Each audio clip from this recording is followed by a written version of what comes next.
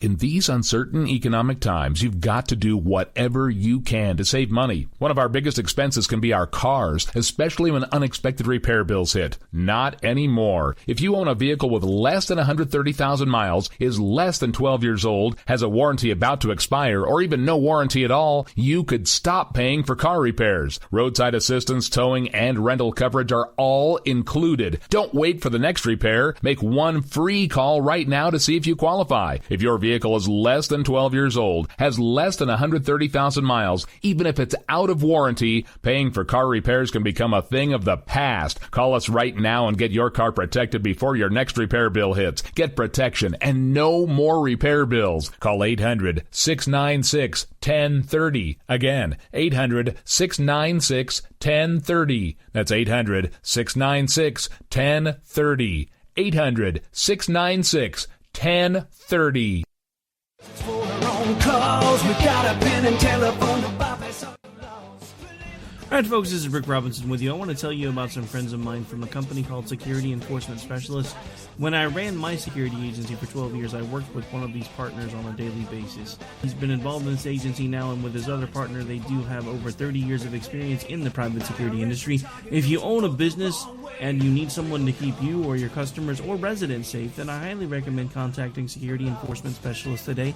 Give them a call at 405-703-1796. Again, that's 405-703-1796. Again, tell them Rick from K98 Talk sent you. Like I said, if you need the help, they are here for you. So make sure that you go look them up, check them out, and see what they can do. The wrong way. Welcome to the place. Welcome to the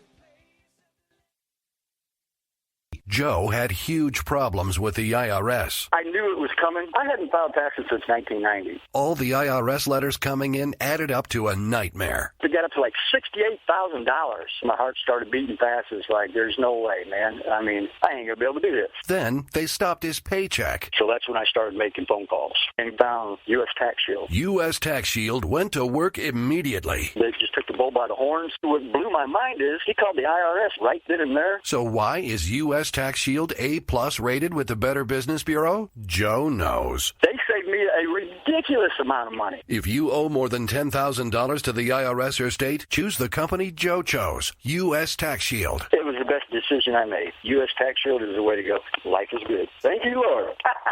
Call 800-471-3287. U.S. Tax Shield. Boo-rah. Yes.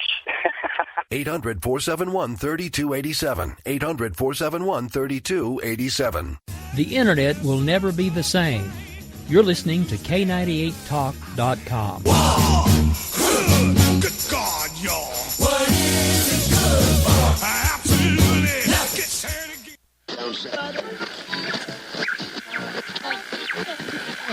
The following program contains material of an enlightening manner. Open-mindedness is advised. Today, I want you to open your mind. I've almost come to the conclusion that the story is so damning that the mass of people can't deal with it. We are in process of developing a whole series of techniques to get people actually to love their servitude. We face a hostile ideology, global in scope, atheistic in character, ruthless in purpose, and insidious in method. For we are opposed around the world by a monolithic and ruthless conspiracy that relies primarily on covert means for expanding its sphere of influence. To change the minds and the attitudes and the beliefs of the people of the world, and especially the United States, to bring about one world socialist totalitarian government. The potential for the disastrous rise of misplaced power exists and will persist. As you connect the dots between different people, organizations, places, religions, history, suddenly the picture starts to form.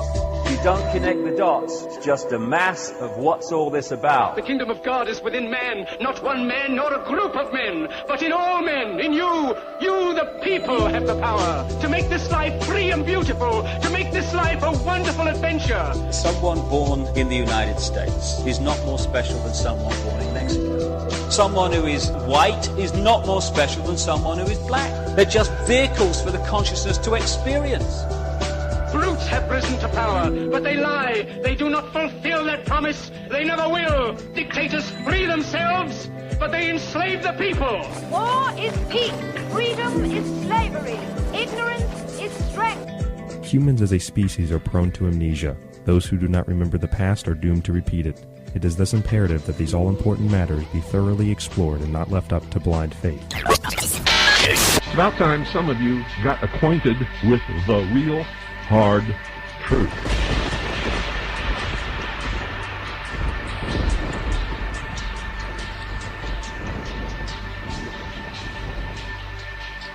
What you are now experiencing is the vibration of air particles being transformed into electrical signals by your senses and DNA, then sent to the brain where they are decoded into sounds. I'm your host, Ryan Gable, and you are listening to The Secret Teachings. Our website is www.thesecretteachings.info. That's www.thesecretteachings.info. And if you go on over to the website, maybe you haven't been to the website for a while, you'll see that there are some changes. We've added a lot of new links. We've added a lot of new information, a lot of new ways that you can help support the show, a lot more interactive features. I've got 4 new YouTube videos up now. The most recent one is my confrontation with a company. It wasn't a negative confrontation. With a company at Whole Foods talking about the natural flavors in their beverages. I know a lot of listeners out there have been emailing me with topic ideas and with news. Keep that information coming. rdgable@yahoo.com. That's rdgable @yahoo.com. I know Adana sent me a message asking me to do a show on labels. So, Adana, I will get to that as soon as possible. I believe I have a couple of shows coming up in the next few weeks where I don't have a guest scheduled. So we'll be doing a label show, and I'll try to get Mike D for that as well. And maybe we'll even do some more YouTube videos. So I got your comment there, Adana.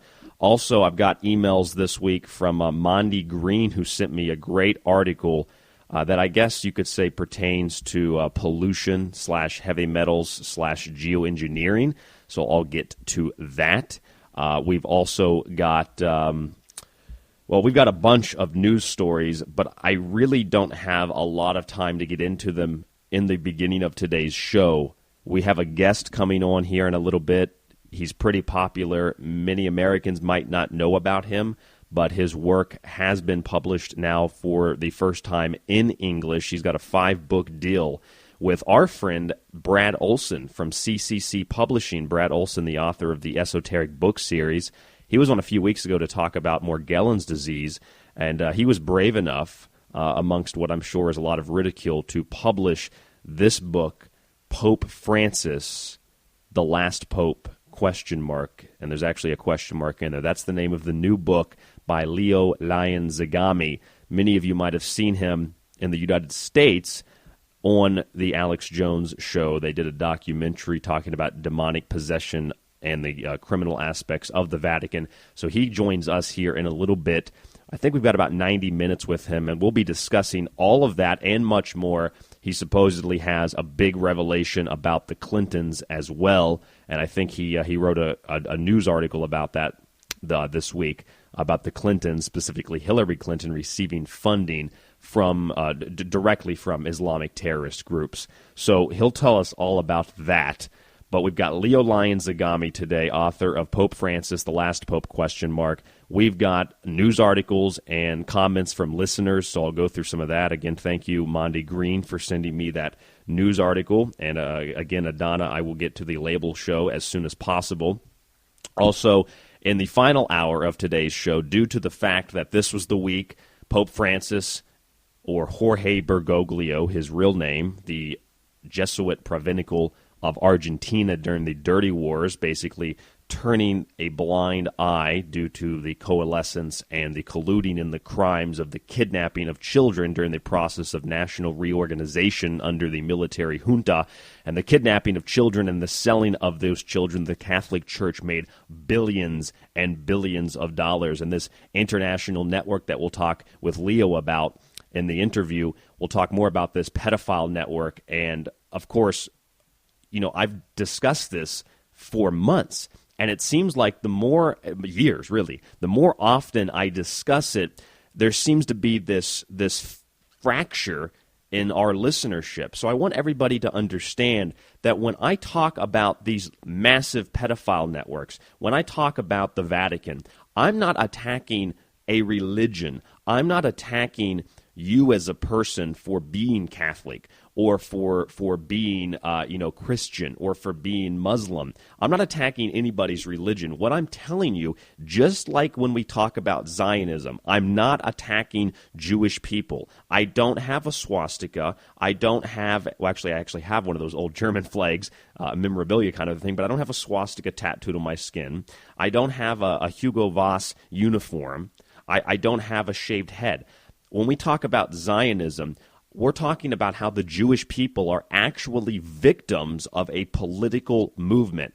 When I talk about the Vatican and the pedophile networks and the narcotics and the gun trafficking and the massive corruption and the influence of and the influence in the running of intelligence agencies by the Jesuits, what I'm talking about is, again, not Catholics, not Christians, not other denominations. I'm talking about a criminal enterprise that has co-opted and uses as a shield Catholics, Christians, and all other denominations alike. The political movement of Zionism, which in some ways is basically another branch of, or the Jesuits are another branch of the Zionists, they kind of are together in terms of when you get up really high in the power structure. These people use Jews, they use Christians, they use Catholics, they use Muslims, and every other religious denomination to fight against each other. They use these religious denominations to create conflict. They use, just like our state-run media uses black and white violence in order to distract you from the larger issue. They promote Black Lives Matter as if you're racist if you don't support this group. Yet, while they promote Black Lives Matter, Planned Parenthood can chop up black babies, and nobody seems to care about that because it's a little bit too much like a movie. So let's ignore that and let's talk about something that really isn't even a major issue. Yes, there's racism, but a majority of it is manufactured. I haven't covered it, but I know Michael and Ira have been covering it here on L&M. And that shooting of the reporter in Virginia. I haven't seen anything, so I don't know for sure. But from my understanding, from what they've told me, this was another fake shooting. And even in the media and politically, they tried to say, well, let's make let's make it mandatory that we need stricter gun laws, that we need to make it more difficult and have a more rigorous background check. Well, the guy that supposedly shot this reporter got the gun legally.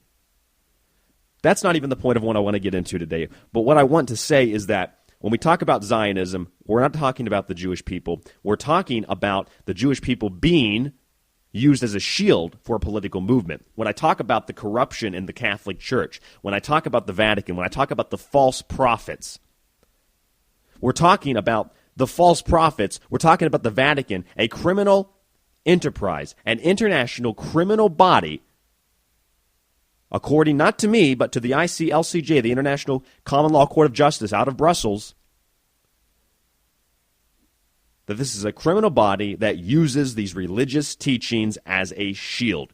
You are a victim if you are of any of these denominations. I know it's hard when you say, Ryan, what are you? And I say, well, I'm not Christian. Well, are you Catholic? No, I'm not Catholic. Well, are you Muslim? No, I'm not a Muslim. Well, are you Jewish? No, I'm not Jewish. Well, what are you then? Are you atheist? No, I'm not atheist. And people can't compute with that. Well, you have to be one or the other. No, you don't. But I'm not saying that none of you out there shouldn't be able to practice your own religion. That's what this country was founded on. This country was actually one of the original reasons people came to this continent from Europe, from England, was to escape persecution for religious beliefs. There were Puritans, there were separatists who wanted nothing to do with the church, and it was all about a freedom of expression. Yes, it might be considered a Christian nation, But the form of Christianity that you're thinking of is a different form of Christianity that even existed 100 years ago. The Christianity, the Catholicism, even the forms of Islam, a lot of these different religions today have been so altered drastically in terms of the way in which we perceive them in the last even couple of decades. Just imagine what's happened in the last couple of thousand years. These belief systems are horrendously rigid. The concepts and the spiritual secret teachings within them make a lot of sense. They are there to grow you spiritually as a person, to help you build that temple in a Masonic sense. That's where a lot of this came from.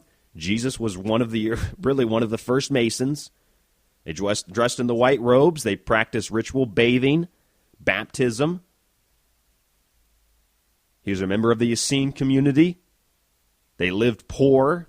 And when you hear the Pope talk about poor people, it's incredible to me how the man who is ahead of the largest, most wealthiest, sovereign, criminal state on the planet can talk about how we need to eliminate poverty. We can start by disassembling the Vatican. How about we open up the vaults of what's concealed in the crypts of that building, in that sovereign state? There's actually many states there in Rome, and Leo Zagami, our guest today, will be talking about that as well. I have some news to go through here. I've really covered Bergoglio's visit so much. I've talked about the ramp up in security. Border Patrol, our Border Patrol, who should be patrolling the borders. Hell, our troops should be coming home and patrolling the borders if we're so worried about national security.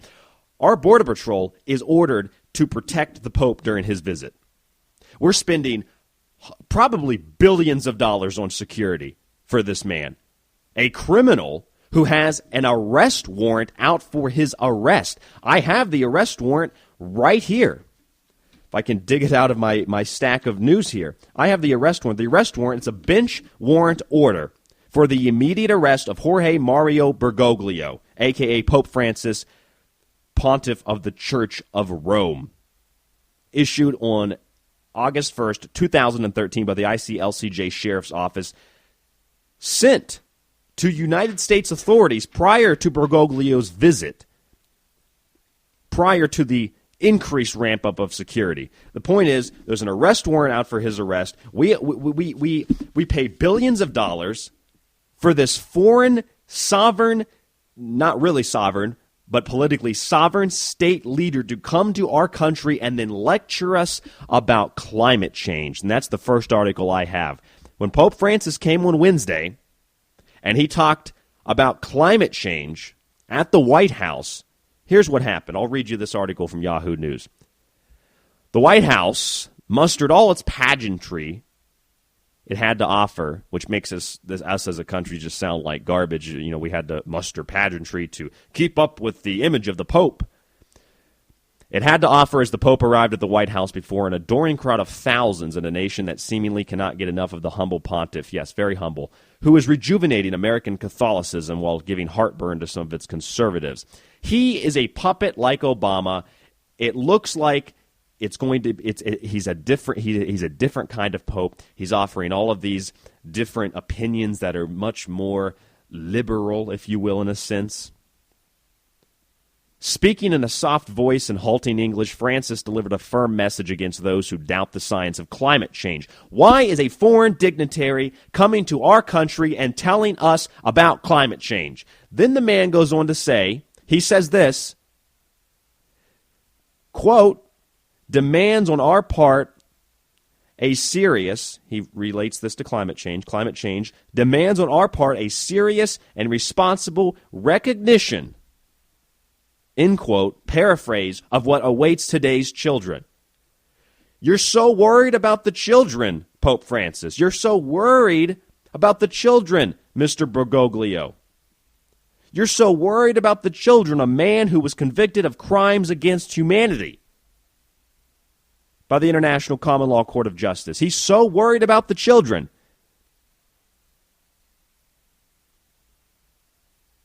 We got two popes convicted of crimes against humanity, trafficking of children. They're so concerned about the children. It was a message sure to please the Obama White House and liberals in general, but the Pope had something for conservatives too, with a pointed call to protect religious liberties, quote, one of America's most precious possessions, he says, end quote. All are called to be vigilant, he said, to preserve and defend that freedom from everything that would threaten to compromise it. This is the statement of the year for me.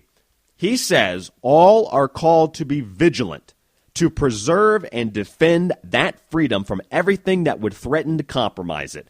Let me give you an example of what might actually compromise those liberties and those freedoms. And the first thing is what Pope Francis, one of the main reasons he came to the United States to give this speech to Congress, to the American people, and to the United Nations General Assembly. And Leo Zagami will be talking about that here very soon with us when he joins us on the line. A carbon tax, a world government, a world religion, a world police force, a world bank, a world court, a world everything, a world currency, all of this being pushed by this Pope drastically quicker than any previous pontiff. And then he says that in order to preserve and defend that freedom, we need to do this for everything that would threaten to compromise it. So they basically say that climate change and that our issues with religious liberties threatens to compromise our freedom. Yet the person saying that is pushing for a global society. Not that that's bad. It puts people in charge and it creates a global form of communism in a sense. And what happens is that you have a world government orchestrated by a one world religion. We've seen Pope Francis and Ratzinger. Ratzinger steps down. We know multiple reasons for that. He was pushed out by the Jesuits, according to some. That influence also came from the ICLCJ hearing 2 weeks later that convicted him of crimes against humanity. And you can say, oh, the ICLCJ, they just did that after he retired. Well, no, the ICLCJ hearing started months before that in 2012. And Adolfo Pachon, the Black Pope, head of the Jesuits, Jesuit Superior General, and Tarcisco Bertone, the Vatican Secretary of State at the time, who stepped down, who's now a bishop. It took a while to get him to step down, but he stepped down reluctantly. They resigned after the hearing. And we're told that in order to preserve these precious possessions, our religious liberties, we have to defend that freedom from everything that would threaten to compromise it. You, Bergoglio, compromise those liberties and freedoms. A sovereign, foreign, criminal dignitary from a sovereign state coming to tell us about religious freedom and threats that could compromise our liberties as a people. At the White House, with a man who has done absolutely everything to compromise all forms of not just liberty, but of safety and security, including national security. You want to destroy the sovereignty. You want to destroy a national sovereignty of a country. You want to destroy the people's culture. You want to destroy their freedoms. You do everything that the Obama administration has done. You do everything that the Bush administration has done, that the Clinton administration has done. It's not the Bush, it's not the Clinton, it's not the Obama. It is the private interests, it is the lobbyists, it is the multinational corporations, as is Obama is essentially a head of, and Bergoglio is essentially a head of an international criminal syndicate, the largest corporation on the planet that has stock in guns, narcotics, and child trafficking, telling us about protecting our freedom. I digress, because if I could just continue on, we're not going to have time to get to anything else today. That article is linked up at thesecretteachings.info. But in relation to climate change and global carbon taxes and the elimination of sovereignty, here's an article from the Daily Caller. It says scientists from several universities and research centers even asked Obama to use the Racketeer Influence and Corrupt Organizations Act, RICO, to prosecute groups that, quote, have knowingly deceived the American people about the risks of climate change as a means to forestall America's response to climate change. Now, this was prior to Bergoglio coming here. Let me take a second, okay? I've got my computer open right now. I'm on the internet, and they say that we need to prosecute people. These scientists say we need to prosecute people who knowingly deceive the American people about the risks of climate change. Well, they're not talking about the altered data. They're not talking about the manipulated data that shows that the Earth is really not warming, and any aspect of the Earth actually warming has to do with solar activity and natural cycles. What they're saying is that people that disagree with, I don't know, Bergoglio, people that disagree with Obama, people that disagree that climate change is an imminent threat, right now, regardless of the evidence, should be prosecuted by the Obama administration. We already have enough unnecessary prosecution of nonviolent drug offenses and the highest incarceration rate in the world. Let's just go ahead and fill the prisons with people who don't want to believe some political, pseudoscientific rhetoric, who knowingly deceive the American people. So let me just do this while we're on air here. And you could do this with me, too, if you have a computer. Type in, there's a bunch of these great articles. Type in, climate change data manipulated. And let's see if anything comes up. Here we go. Washington Times, Daily Caller, London Telegraph. Here, I'll bring up the London Telegraph article, Washington Times article. We'll look at these real quick. I'll read the headlines to you. London Telegraph, the fiddling with temperature data is the biggest scientific scandal ever. New data shows that the vanishing of polar ice is not the result of runaway global warming. London Telegraph, mainstream news. That's from February 7th of this year, 2015. Here's an article from the Washington Times. Washington Times, mischief with factoids. Global warming fanatics manipulate the facts to rescue a scam. That article comes February 16th of this year. I mean, it's right there. I don't know how much easier it needs to be to find that information. There it is right there. In fact, what I'll do is I will post both of these articles once more at thesecretteachings.info next to this article from the Daily Caller. Scientists ask Obama to prosecute global warming skeptics. It's pseudoscience. The Earth does warm, but it also cools. And when you really get into the mass details of this, ladies and gentlemen, you find out that I'm trying to forget that organization. Oh, the Chicago Climate Exchange that operated in Chicago and that Al Gore used to make lots of money, billions of dollars probably, with a guy named Maurice Strong, who in Rio de Janeiro in 1992 at the Earth Summit, signed the Biodiversity Treaty, which basically, in years to come, destroyed biodiversity. And this ties in with GMOs and with chemtrails. We'll get to that in just a moment. And we'll take a break here in a few minutes as well. But the main funding for that Chicago Climate Exchange came from the Joyce Foundation. Does anybody out there know who was one of the head chairs at the Joyce Foundation years ago before you ever heard of him? Barack Obama. Barack Obama was a head of the Joyce Foundation, one of the main heads. They gave the initial funding to start Al Gore's Chicago Climate Exchange, which was shut down in 2010. Made millions, billions of dollars.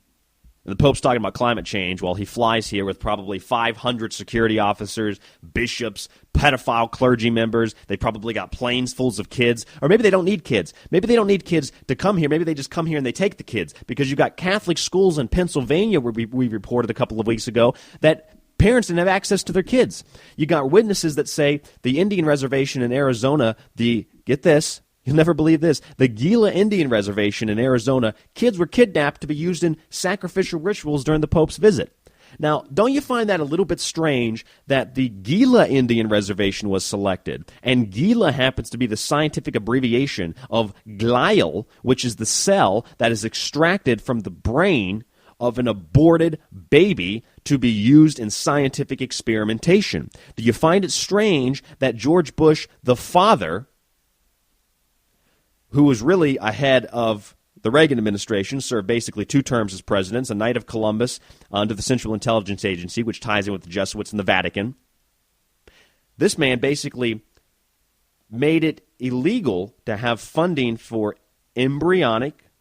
have federal funding for embryonic or stem cell research, but made it perfectly legal to do fetal tissue research. Of course, as long as you don't sell the tissue for a profit, which is what Planned Parenthood's doing. They extract these glial cells, codename Gila, which are the same name, that's the Indian reservation in Arizona where these kids were taken from. And then you've got Cecil Richards, the head of Planned Parenthood, saying the videos weren't real, then they are real, then they're not as bad as we think they are or that you thought that they were. But senators and congressmen won't watch the videos because they're all caught up in these rhetorical dichotomy political parties. And then you got Cecil Richards being distracted from with Cecil the Lion. That's strange. And then I go to see the Scorch Trials. If you ever saw The Maze Runner, this is the sequel. And in the Scorch Trials, there's this virus that you remember from the first movie called the Flare. Comes from the sun. Comes from the sun. More demonization of the sun.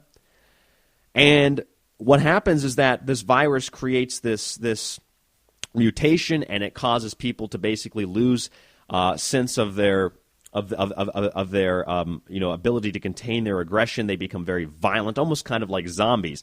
Now, in the new movie, I just saw this. This just came out the same week where Francis Bergoglio, as he's coming to America, says that priests now give all mothers the ability to that they can be forgiven of abortion. Strange, huh? What a coincidence. So the movie goes on, and in the movie they find out that the only way to cure this virus, there's no way to cure it long term, but to keep it at bay, is to get this, ladies and gentlemen. You have to extract an enzyme from the brains of children. And to make things even that much more interesting in the movie, one of the doctors that worked with the corporation, which now went, if you've seen the movie, that changed sides and went along with the resistance movement to defeat the corporation of Wicked, multinational, just worldwide corporation, kind of like Umbrella from Resident Evil, she says, yes, quote, the younger the better. The younger the better. They extract this enzyme from children that they kidnap, and they even used the word in the movie, harvested this enzyme from children that they kidnapped to get this enzyme to cure this virus that was caused by the sun. So you've got harvesting, you've got children, you've got the sun being demonized. I mean, these movies are targeted towards a younger generation. There's not many 50-year-olds and 60-year-olds going to see the Scorch Trials. These are geared toward like 16 to 35-year-olds. It's brainwashing. Brainwashing, ladies and gentlemen. Other articles here. We're about to take a quick break, and we'll come back with Leo Zagami. There's just so much to get to. Interesting article here. Well, let's go ahead and take a break with this article because this article is pretty fascinating, but we will take a break here. Study says birds fall in love and reproduce more when they do. From Washington, CBS News, D.C., and it says a recent study reveals that birds can fall in love. According to Nature World Report, Malika Eilul and her team of researchers from the Max Planck Institute for Ornithology in Germany, it's always the Germans, found that birds that ended up choosing their own mates had 37% more offspring than those that were paired up. Just thought that was an interesting story. Not necessarily dark, but nevertheless interesting that animals can fall in love as well, just like dolphins performs homosexual acts on one another. Does that mean that we should we get rid of all the dolphins? Should we ban dolphins? No, we shouldn't have any dolphin images. Nothing to do with dolphins should be associated with the church now because dolphins perform homosexual acts. Well, so do seahorses. I mean, they're essentially transgender. I wonder if they have their own bathrooms or if they're allowed to use whatever bathroom they want. I mean, this level of insanity has it's reached epic proportions. I'm Ryan Gable. This is The Secret Teachings. We'll be back in just a few minutes. We've got author of Pope Francis, the Last Pope, ? Leo Zagami on the program to talk about his book as well as the Jesuits, the Vatican, and these pedophile networks, as well as Pope Francis's visit to the United States this week. He'll be leaving tonight if he hasn't left already by the time this show airs. So again, this is The Secret Teachings. Please go to the website. We've got a donation tab. Please donate to the program. We've also got a shop tab. We've got T-shirts. We've got coffee mugs, stickers, and posters. All of this, all of the money that you spend on this merchandise, donations, all of it goes towards funding The Secret Teachings, to buy equipment and to help this show grow and continue to inform with an alternate perspective on the alternative, an unbiased, unreligious, unpolitical viewpoint on the world. We'll be back in just a few minutes with Leo Zagami. TheSecretTeachings.info is the website.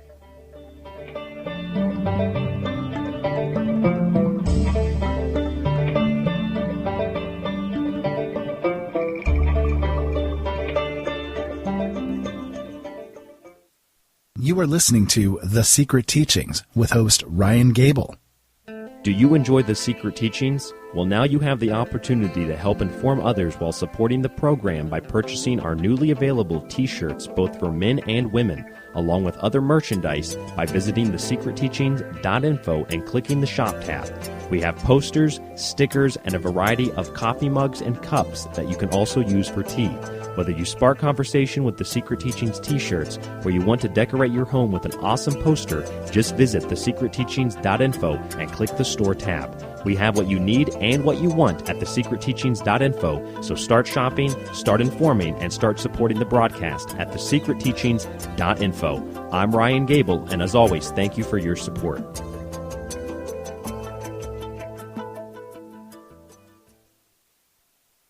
My name is Ryan Gable, host of the Secret Teachings radio show, and in 2013 I published my first book, The Grand Illusion Slaves to Perception, which is broken into 3 parts and breaches 725 full-length, no-filler, 12-font pages of information that will lead you from the nature of reality and the human species, our origins and purpose, to suppressed historical and scientific facts that can revolutionize the world we perceive to live. The book details how our planet is being terraformed, perhaps by extraterrestrials, through chemtrails, poisoned food, and the genetic modification of crops and nature.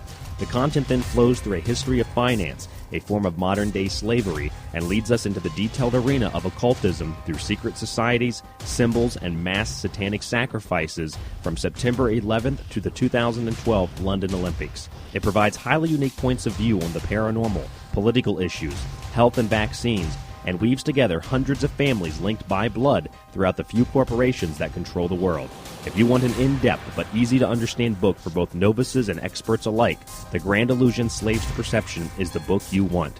You can purchase your copy at thesecretteachings.info or by searching for the title on Amazon.com. Every purchase goes to supporting one of the last true forms of conscious, unbiased forms of expression. That's The Grand Illusion Slaves to Perception from thesecretteachings.info or Amazon.com.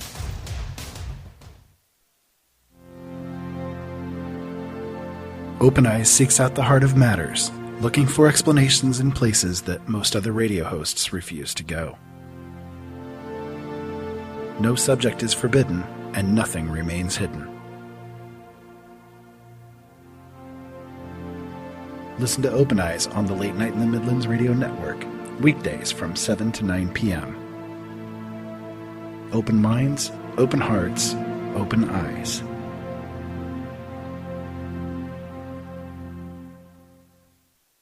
Oh, people, wake up out there. What's wrong with you, man? I've been drinking the water. This is one of the best discussions I've been on in a long time. You guys are right on it. Howdy, this is Joe Mars, and you're listening to The Secret Teachings. Hello, this is Mark Booth, author of The Secret History of the World and The Sacred History, and you've been listening to The Secret Teachings. As we move to expand and grow the Secret Teachings radio show and the website, thesecretteachings.info, with videos, the free show archive, and much more, we need your support. Please consider donating a few dollars a month, especially if you already enjoy free access to our archive of full-length shows. Visit thesecretteachings.info and click the PayPal tab at the top right of the page. I'm Ryan Gable, host of The Secret Teachings, and we can't do this without your support. Please visit thesecretteachings.info and click the PayPal tab.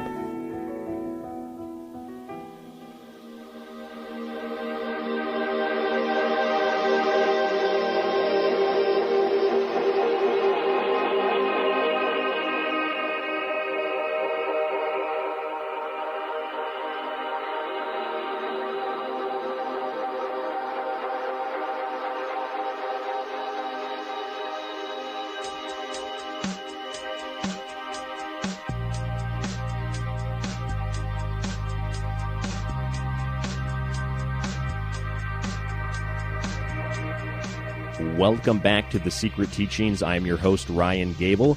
Our website is www.thesecretteachings.info. That's www.thesecretteachings.info. If you head on over to the website, you will find the radio show archive with all of our past episodes you can download or stream for free.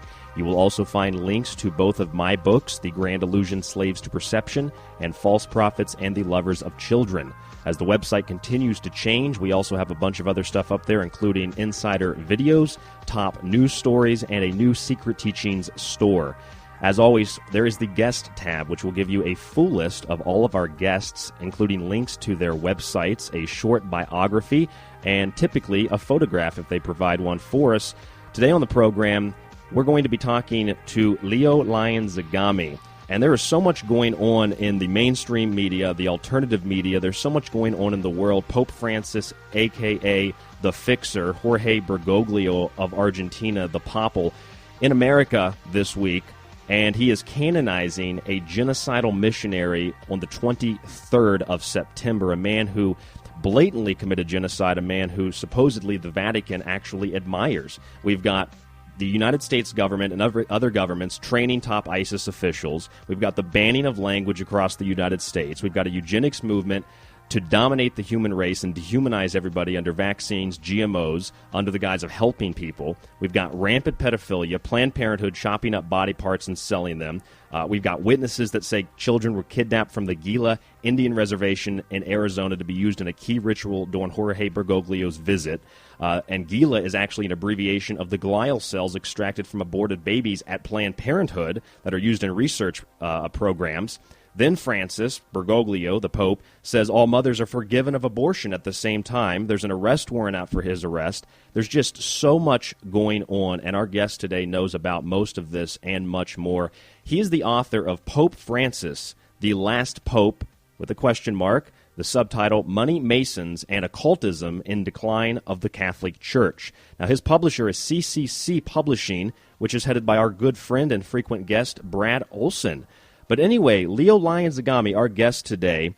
Leo, I have a little bit of your bio, but I thought maybe what we could do is you could start out, tell us a little bit about what got you started in all of this insanity. Tell us a little bit about your history, sir. Well, nowadays I am a writer and a journalist, but of course I started out by an experience which came from my family background within these secret societies that manifested ultimately me coming out of a specific group of people in 2006 and starting these public revelations that brought me to then write about them in several books that are now finally coming out also in the English language. So Pope Francis, the Last Pope is my first book in the English language, but is soon followed by volume 1 of my Confessions, which I think will also be a very interesting starting point for all other subjects, that is not only the Vatican, because during the course of my trilogy, which came out in Italy already, in Japan, I describe all the connections which are in the hidden realms of power, and I give for the first time to the public documentation, photos, and everything else that is necessary to prove it, with a very detailed way of describing things, constant use of credible citations, and of course all this to make it much more credible also in the eye of the academic world that so often wants to debunk us. So volume 1 of my Confessions is definitely something special coming up, and already there is a lot of controversy and even some half-veiled kind of threats to the publisher because he's daring so much, but I applaud him for doing so. And if you want, we can now talk about also the visit of this Pope, which is also the subject of my book, which is Pope Francis, the Last Pope, ? In which I describe really in a lot of details this decline of the Catholic Church. And as you said, Junipero Serra, this Franciscan, inflexible Franciscan in the 700s, tried to did actually a good job on behalf of the Vatican by evangelizing Northern California for the King of Spain by using the whip and I would say also the mosquito, which I guess is like in English you would say a kind of gun. So I mean, it wasn't really done in a peaceful way. The church actually calls those educational tools to whip and beat natives until they convert to Catholicism. Well, it's very interesting this because, I mean, and also very controversial, the fact that also the descendants of those populations, the Mexican Mayas, have already asked in vain audience to the Bishop of LA.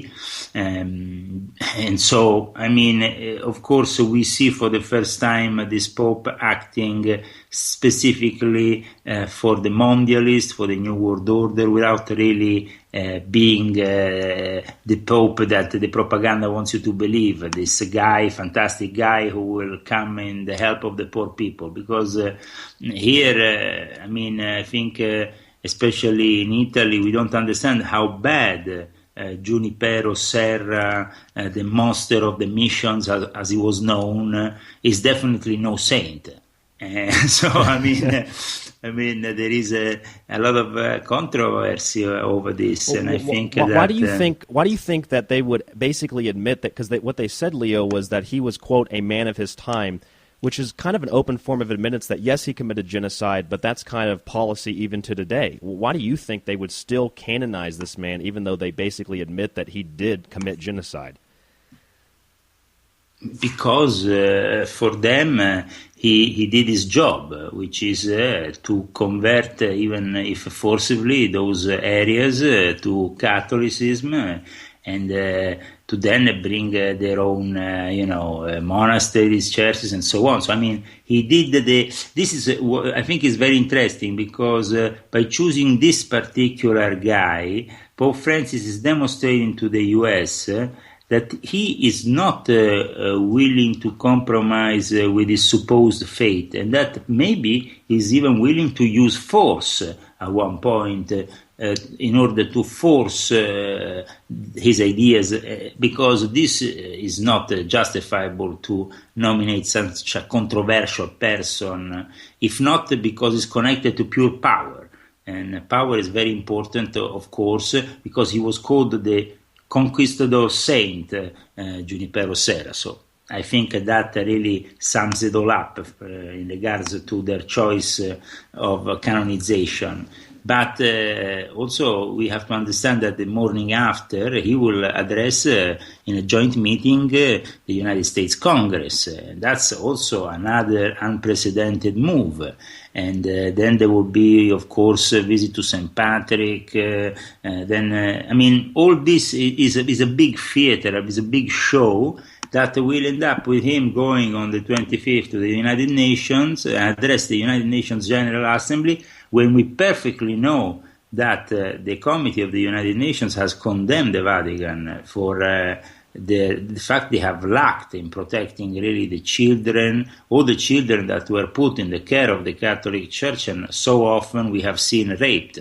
Now, we know now, all of us, thanks to your work, to the work of my books, to the work of many other researchers and divulgators, that the situation is really hypocrite in the Vatican. This guy is an hypocrite. He is not being really honest in admitting the level of corruption and perversion that went on even until very recently inside certain dioceses in the USA, where, of course, there were committed criminal acts that I think the compensation was never really received by the victims, because the Vatican would simply go bankrupt if they had to pay for everybody. So now they, instead of showing Ratzinger, who actually ended up in an argument with the representative of the victims, they are completely ignoring the whole thing And they are instead planning the multi-religious service at 9/11 Memorial, which is going to be like the establishment of the New World Religion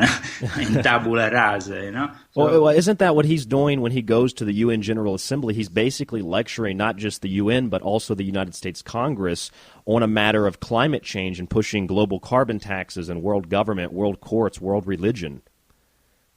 Absolutely. The guy is a communist. I mean, the guy is a left-winger, but of course he's the head of all this leftist ideology because he's a Jesuit, and the Jesuit traditionally have been behind communism, even if, and I want to specify this because some people, after watching my recent documentary in Rome, maybe they missed that point in which I said that in 1958 the church and the Zionist lobby, so Israel, emerged in one global force. Now, this needs to be cleared here, because some people might think I just want to push the Jesuit card here. No, we are talking about a very complex realm of secret societies, less secret societies. All this hierarchical structure will be described to you in detail, plus all the systems which are very complex, thanks to some secret documentation that comes directly from the Illuminati archives. This material will be unleashed for the first time to the U.S. audience thanks to my upcoming book, which is Confessions 1. So I think that we have to be ready here for some reactions at one point, because here we're not talking about a conspiracy book. Here we're talking about a book that definitely brings you evidence backed up by documentation, by very credible sources. So it's going to be controversial what happens later on. I mean, of course, I expect some level of retaliation, but let's see. I mean, there is involved the Ordo Templi Orientis, there is involved Scientology, there is involved other groups. But those groups that have been in some way included in Illuminati Confessions are part of this problem we call the New World Order, and we commonly refer to as the Illuminati as a group. But of course, the Illuminati, for me as an historian, is not only Adam Weishaupt's order, and this, of course, is something that I have been clearing also in front of the viewers of InfoWars recently with the Rob Dew. But I think that people will understand once my book is out that it's a very complex network, this Illuminati network, and I wasn't the first to actually call it this way. I mean, to call Illuminati not only the Adam Weishaupt Illuminati order founded in 1776, but a whole realm that, because the Illuminati existed, as we know, much earlier than Adam Weishaupt. Yes. And so people like Stanislaw de Gaeta in his book The Temple of Satan, and many other authors already in the 18th century were capable, 19th century, of announcing there was something going on within the secret societies. There was some kind of a secretive network that transcended the particular person belonging maybe to this order or this other order. There is then a global structure, and it's very particular and very difficult to understand from outside. So it needs maybe people like me who have, let's say, an experience on the inside to then show you how is made this whole house of cards, if you want, in this way, this big building that then finally we can take off the roof and see what's inside. Absolutely. And that's my point really in my publications. That's why I think that now when we have the possibility of finally knowing the truth, then to stay in the blind and not to be conscious is really a crime at that point. It is, and it helps to collude in these crimes of church and state. Leo, I wanted to go back just for a moment, though, because you're saying a lot of amazing stuff that I completely agree with, that I talk about almost every week here on The Secret Teachings, and that is a lot of our listeners and a lot of other people, whether they're listeners or not, tend to hear the Illuminati, they hear secret societies. All they really know is what they've watched on YouTube. you're not just a researcher, as you said. You have insider experience. You were involved in some of these networks. Can you explain a little bit of your history before we go any further into your book? I was initiated in 1993 by a prince called Gianfranco Alliata di Monreale. He was a Sicilian prince. He initiated me in his order, a Masonic order. He was himself a sovereign commander of a specific lineage of the Scottish Rite, which in the 50s had been recognized by the Supreme Council in Washington. And basically with him, I got initiated in a whole different reality. Later on, like after a year, I went to live in the UK. Then soon after, I got initiated also there in other secret societies, amongst them also the Ordo Templi Orientis. So all these experiences are part of my background. The fact that I also was initiated as a 33 in 1995 when I was only 32 years of age. I had a discrete initiatic background, and at one point I decided to bring out this occult establishment in the open to see if we could clear matters also for the profane individual, for the guy in the street, the guy who doesn't understand what's really happening. It's been complex. Of course, there has been a lot of retaliation. I had to suffer a lot of losses, a lot of even prison, forced hospitalization, all kinds of things, torture.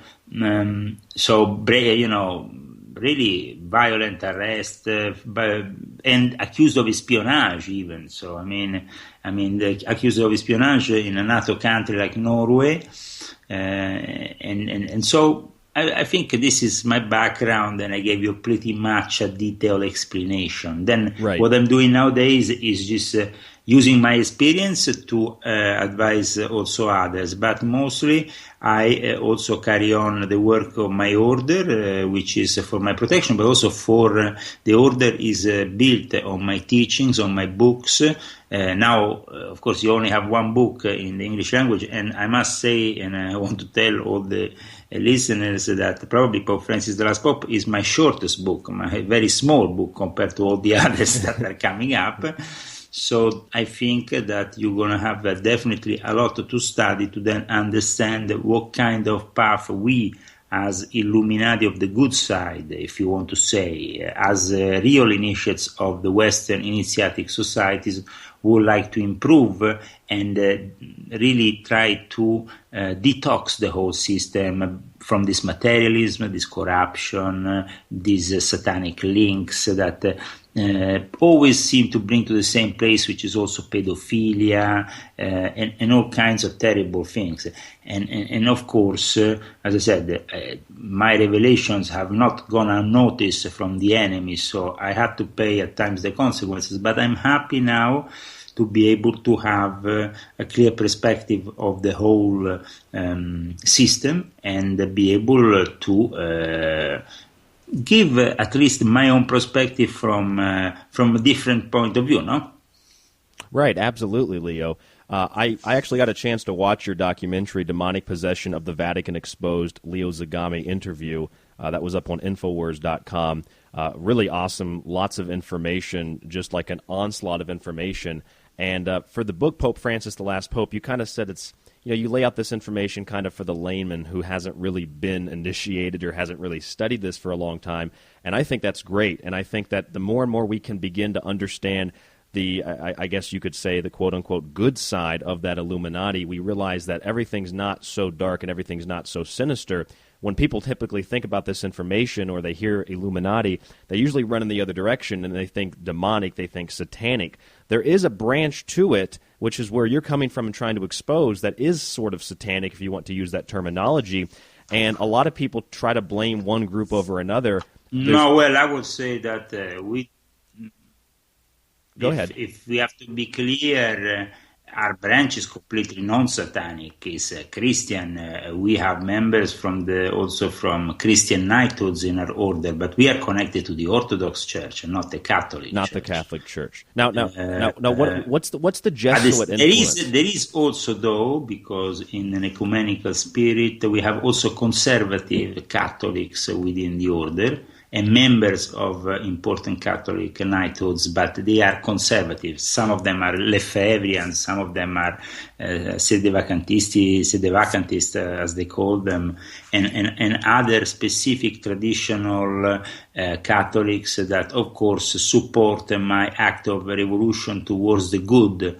And for that reason, I have even the support at times of some orders within the Catholic Church that want to go back to the purity of their church. If there ever was one, I doubt it, but church, unfortunately, has always been corrupted during the course of the ages, but of course now it's really gone beyond any level of corruption. That's why, at the end of the day, the New World Order manages to manipulate now the Pope so easily, and they make him say whatever they want, also because they have chose a Jesuit who actually is from that ideology which really leads the New World Order together with the Zionists. So he has really the stage set up for him to arrive to the United States and conquer the crowds and say basically that everything is okay, that abortion, okay, well, we have to forgive in the end, divorce, well, I mean, of course, it's been facilitated now in the Catholic Church and you can do it without spending any money, so we don't accept it, but you can do it. I mean, this kind of thing. You can't do it, but we accept it kind of thing. So anything goes. And of course, I don't think that he will take any hard stand against abortion because that will not be very Jesuit of him. Because the Jesuits are the ones instead who in the left have a lot of friends, and especially also in the New Age circles, because the New Age, since the Theosophical Society onwards, as soon as Madame Blavatsky was already nearly dead, not even dead, she was already being infiltrated by the Jesuits the day after she died. And the whole system became then Neo-Theosophy, which is the basis for the United Nations spiritual assembly religion. So he is going there in, let's remember that in the United Nations there is in this building a special room, and this room, I don't know if you know about this room, if you ever have talked in your shows about this room, is a very important room. Because there it was built by the first secretary, I think the first or the second completed it, Secretary General of the United Nations. He was Swedish. He ended up killed, but I can tell you that this guy has done a very detailed work in creating within the United Nations meditation room a real temple of the egregor that rules the United Nations. And the prayer room, of course, most important prayer room in the United States Capitol.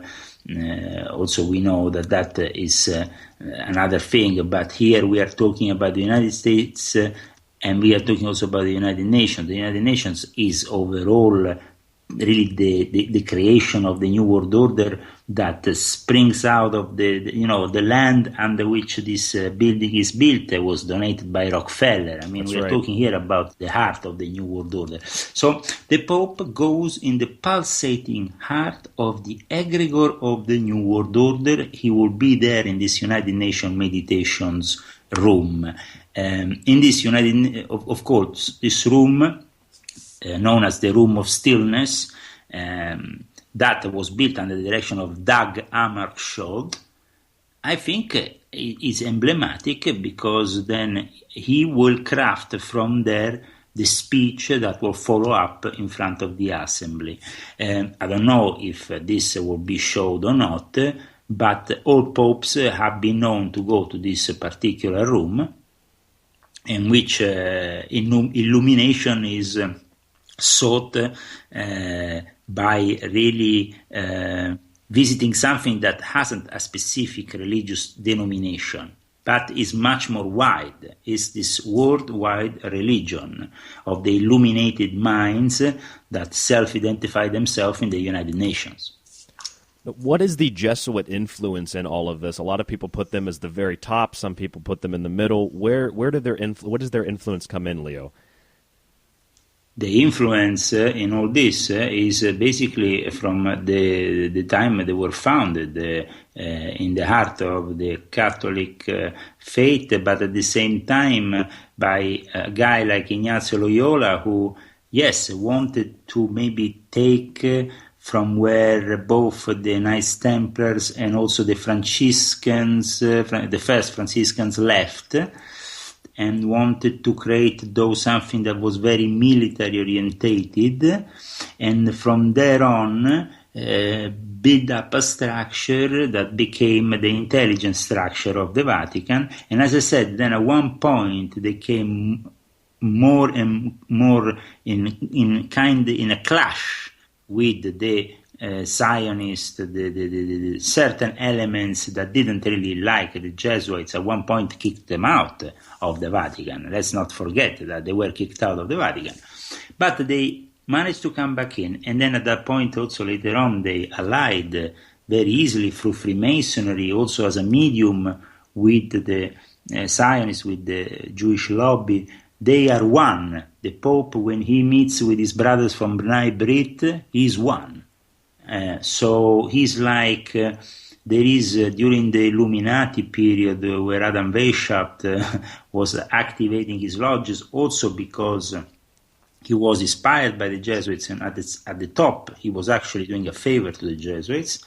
And there was a guy called Marotti. I mentioned him also on an interview I did with Rob doing Infowars, but I would like to maybe say a couple of words more on it. Marotti was a Jesuit that later became secretary for the Pope, and he was the one who really wrote the Masonic rituals within the Order of the Illuminati of Adam Weishaupt. So there is a clear link. It's an historical link with the between the Jesuits and the Illuminati, and they can't really, they can maybe say that some Illuminati, most of them were misled by the top by saying that the Jesuits were their enemy. This is a system very compartmentalized.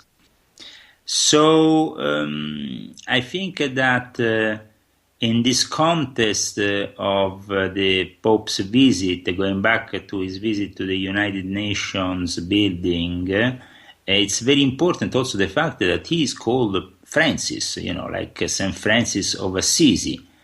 Though, while St. Francis was actually fighting to establish a real poverty into the church, I think that this Pope Francis, as I have also showed in my book, is more about a good facade, a good show, a good public, show in the outside, but then in the inside, really nothing changes. Actually, the corruption continues, and the wrongdoings, unfortunately, are not stopped by this Pope. They might be sided, they might be cornered for a little time, but then they just go back to do the same thing. There is, as we know, inside the Vatican at this time, also very powerful satanic sects that are some of them descendant of very ancient pagan cults that have for thousands of years worshipped certain entities. So there is a whole secret sectarian activity that also is unknown in the outside of the Vatican. And in any case, I think that now maybe you should do a question to me on what you would like me to talk to you about. Absolutely, Leo. I have a couple of things that come to mind. Actually, this is another thing that I heard you talk about in your recent documentary, and you sort of mentioned it, or you at least were around the subject a moment ago.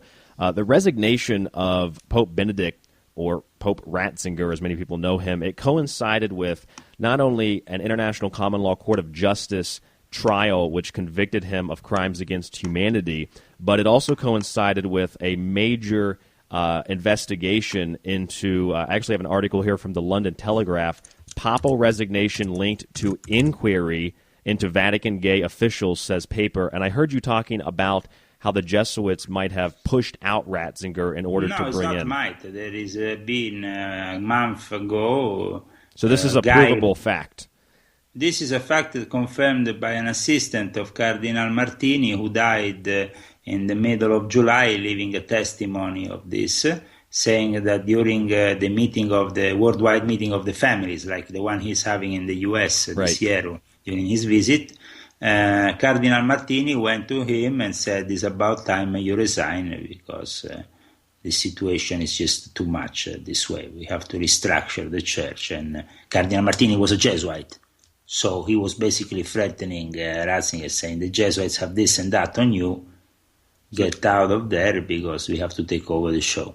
This is just to be very synthetic, but that is basically the core. And it's been proven, because this guy left a very serious testimony, like an official testimony of this thing, and then gave it to the most important Italian newspaper called Corriere della Sera. So, I mean, this is actually in Italy common knowledge for everybody, but it was in a way disguised by the Vatican, which of course didn't really reply to it and just made it kind of ignore it and try, and hope that it will go away. But of course, researchers like me, who live in Rome, who are born basically in the heart of the Vatican in a way, because I was born in the hospital of the Vatican used by John Paul II, Hospital Gemelli, often used by the Vatican, even if it's actually a state hospital, is considered a kind of Vatican hospital.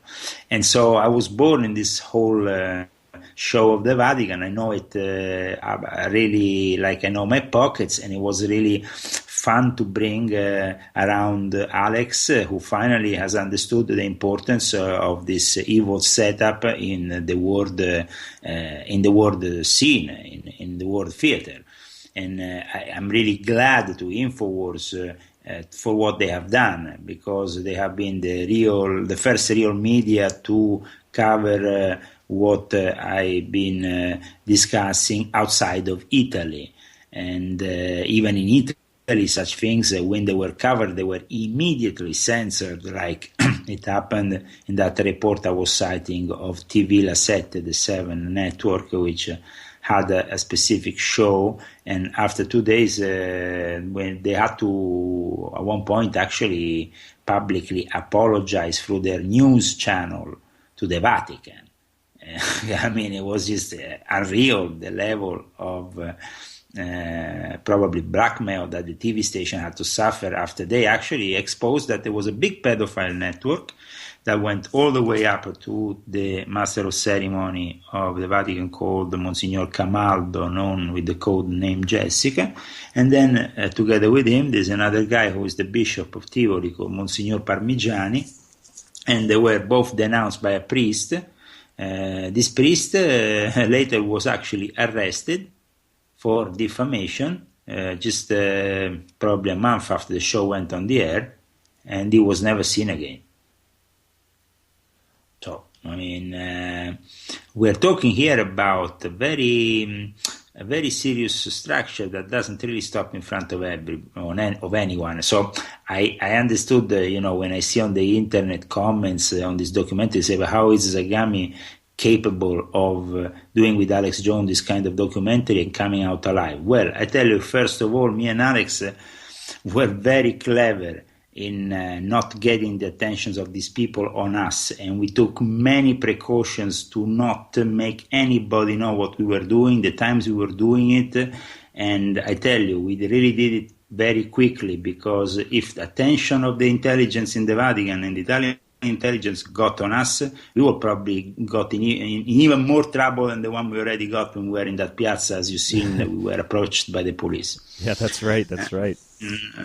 But I mean, fortunately, I am Leo Zagami. I know a few people even in the Vatican. They know me. I have actually a few fans. Can you believe it or not? Within the Vatican, even police that is inside there working around the Vatican, because they support my investigative work.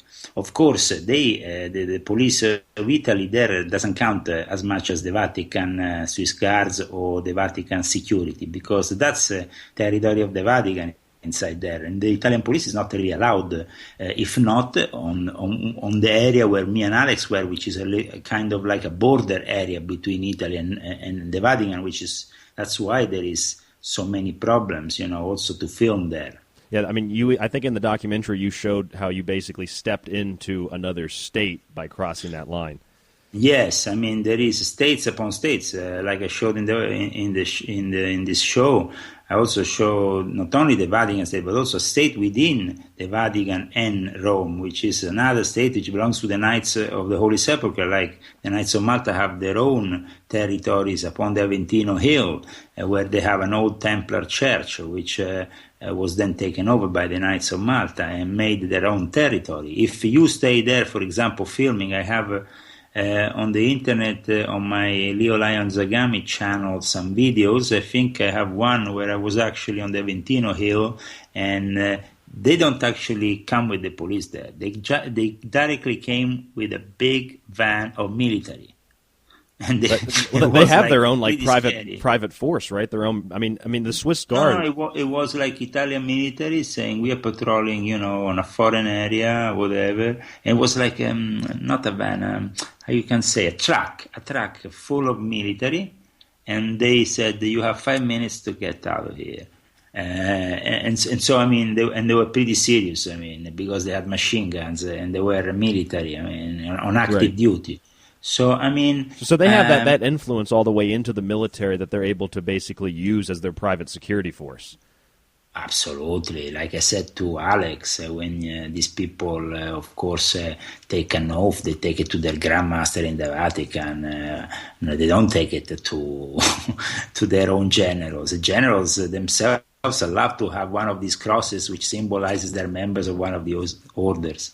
So I have written about these orders in detail in my book, Pope Francis, the Last Pope, as you know.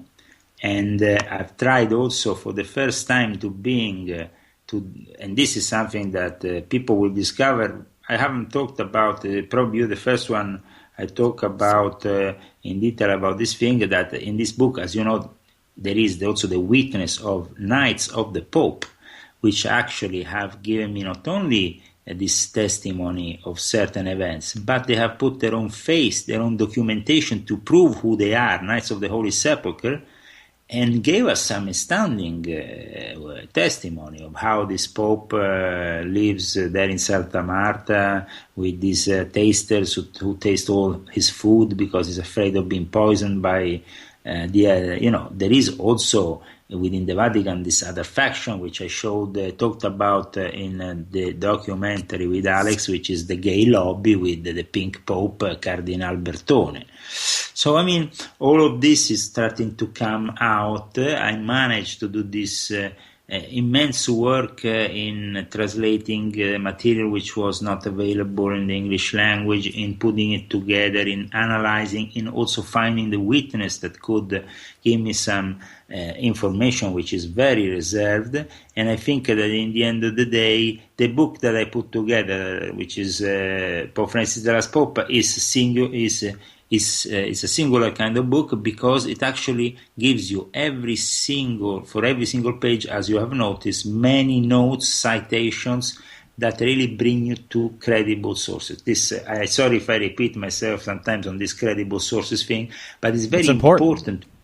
Very important when you want to bring to the people very delicate subjects that in the case of this book actually put into question their own faith at times, because this book is actually now for the last week number one in the church administration, for example, section of Amazon, or the religious section, or the sections basically of prophecy, or wherever you find also the books of Pope Francis, even in a very serious section about the media studies or Italian history. Well, to arrive to actually have this credibility is because the sources are credible, the investigative work is done without insinuating, but proving what I say. That's how I get also the support of certain people within the Vatican who give me this information, because they say if it's true, in the end, even the Holy Pope will have to accept the criticism. So this is, I think, makes it even more clear for the listeners you have today that the discovery of my book will put them probably in the knowledge of things they have never heard before. Like, for example, the fact that the Catholic Church was even involved in castrating people in the 50s. It's true. Well, Leo, we're going to take a quick break. Our guest today, Leo Zagami, his book, Pope Francis, The Last Pope with a Question Mark. It's available through CCC Publishing. That is Brad Olson's publishing company, a friend of ours here at The Secret Teachings. You can also find it on Amazon.com and other places books are sold. Check out our website, thesecretteachings.info, for more information on Leo Zagami. We'll be back in just a few minutes. Stay tuned.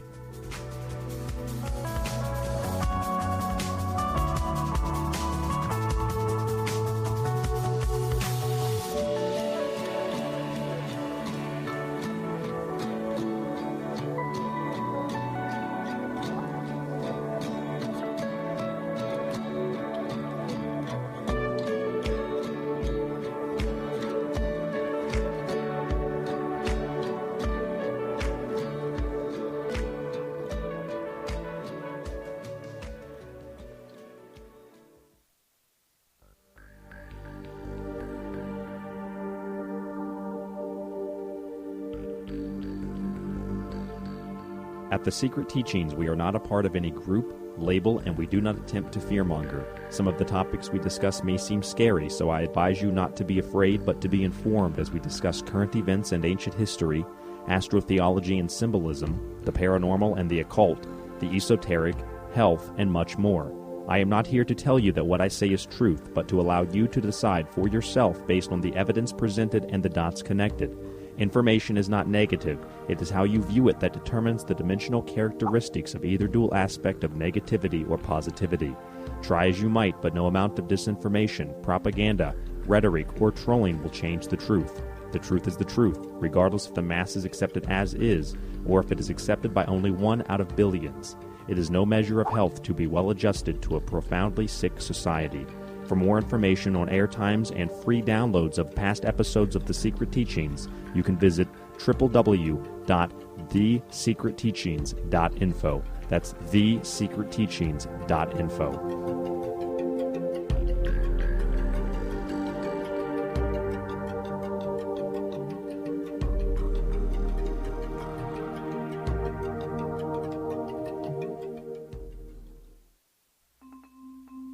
Did you know that Pepsi, Kraft, Nestle, and many other companies have been found to use aborted fetal cells and tissue in the flavoring of their products? These companies have partnered with Cinemix, spelled Senomyx, who uses kidney cells from aborted human embryos to test flavorings that go into your food and beverages. These have been Alternative Facts, brought to you by The Secret Teachings. As we move to expand and grow the Secret Teachings radio show and the website, thesecretteachings.info, with videos, the free show archive, and much more, we need your support.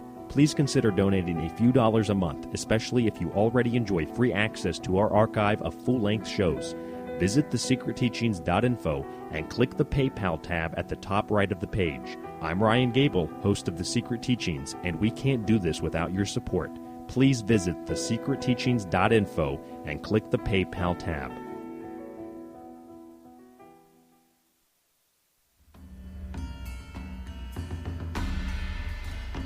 Let it be known that British liberties are not the grants of princes or parliaments.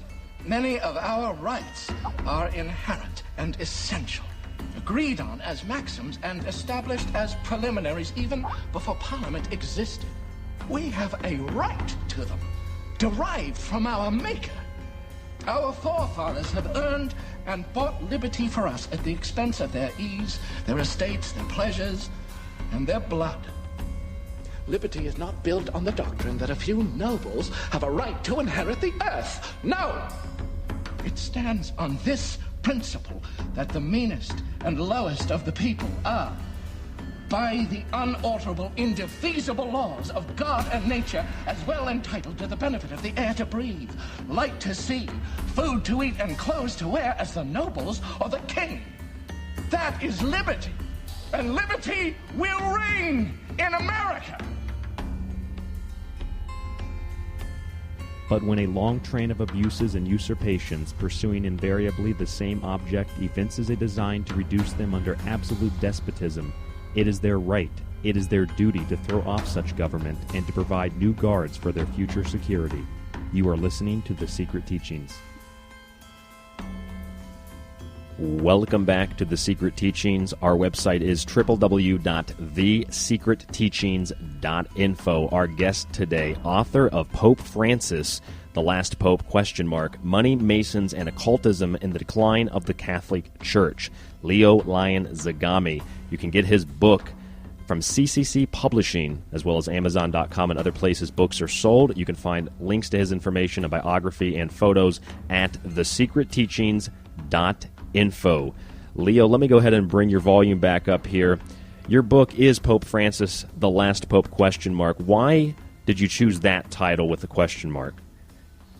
Because, of course, only God knows for sure who's going to be the last pope. But there is many people have speculated, of course, in the last couple of years, and even earlier, on the fact that this could be really the last pope due to a series of prophecies, of things that were said by various mediums that are actually channelers, let's say, in modern New Age terminology, that are actually accepted by the Vatican, some of them not.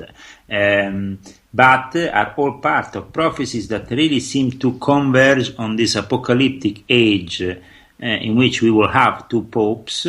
And of course, it has happened before in history, but only once, as we know, and in the terms that we know. Then, of course, there's been also some periods of history where you had a pope and an anti-pope, but that's a different thing. Here there is actually two living popes, one that has been put out of the show, let's say, because the Jesuits have taken over, and not only because the Jesuits have taken over, because the New World Order, which the Jesuits represent, have taken over the Vatican and want to change this religion from within for one last time, after having already changed the structure of it during the Second Vatican Council that in the 60s started and then changed with, first of all, in 1958, you had the first Masonic Pope with Papa Roncalli. Then with Papa Montini that succeeded him, the actual Second Vatican Council took off, and Papa Montini was even of Jewish origin himself, and this, nothing to say that's nothing wrong in being Jewish, but of course there was a plan here during the Second Vatican Council to actually put aside those traditional elements of the Catholic Church that didn't want any form of dialogue with the other religions. And in this final edit made by the Catholic Church, embrace, of course, the Jewish cousins, the Jewish brothers, the Jewish religion that they represent, and this was, of course, piloted behind the scenes by Freemasonry and Israel, of course also England and the US, because at one point they actually elected another pope, which never really had the possibility of taking on his office, because they simply didn't accept this votation that there was, and this pope was called Cardinal Sirri. And of course I am telling you this story today because it also reminds us that during the course of history, sometimes the popes were actually imposed, most of the time actually, by consulting with foreign despots. like the Kaiser, for example, of the Austrian of the empire, or whoever was in charge, had always a say at the last minute. In this case, now, of course, the power leading the New World Order is the USA, so they had a say really in the election of the popes from 1958 onwards, changing really the course of the Catholic history as we know it. And then, at the same time, in the last few years, Islam slowly crept into the Vatican walls and converted many priests, Jesuits, cardinals, converted this priest to Islam. This was an information on the fact that there were up to actually 40 cardinals in the Vatican was given to me by a close friend of Monsignor Luigi Padovese, a member himself, this guy who gave me this information, of the Fethullah Gulen movement. And basically he told me about this confession made to him by Monsignor Luigi Padovese, this apostolic vicar of Anatolia, who then, soon after this revelation, died in mysterious circumstances in 2010. Very mysterious circumstances, because even his friends in Italy said, what's going on? It was really strange, the whole scenario around this murder. It was actually his driver who suddenly went crazy and killed them. And then he said, I don't know what happened to me. I was kind of like possessed, no? I mean, but of course, he was out of prison only, probably he's already out of prison now, because Turkey gave him a very very short sentence for somebody who has actually killed a Catholic diplomat, because he was also a diplomat for the Vatican and not only a priest. But he had said something, I think, that wasn't meant to be known outside of certain circles. The fact that in the Vatican there's a specific text, which I mentioned in my book, Pope Francis, the Last Pope, called, linked also to a movement, was a very big movement in Turkey called the Risale-i Nur movement, which was created by a guy called Said Nursi, commonly known as Bediüzzaman. And basically, his commentary of the Quran, entitled The Risale-i Nur Correction, is a book very popular especially among Sunni Muslims. But in any case, the book in question used in the Vatican is called the Jeshuan al-Kabiri, and it's both popular for Sunni and for Shiite Muslims. It's not the Quran, but is a very particular book, because it's the supplication originally ascribed in a narration from Zayn al-Abidin, who was the son of Hussein, to his grandfather, who was the Prophet Muhammad. Basically what happened is that by reciting this particular text, you can actually accede to special powers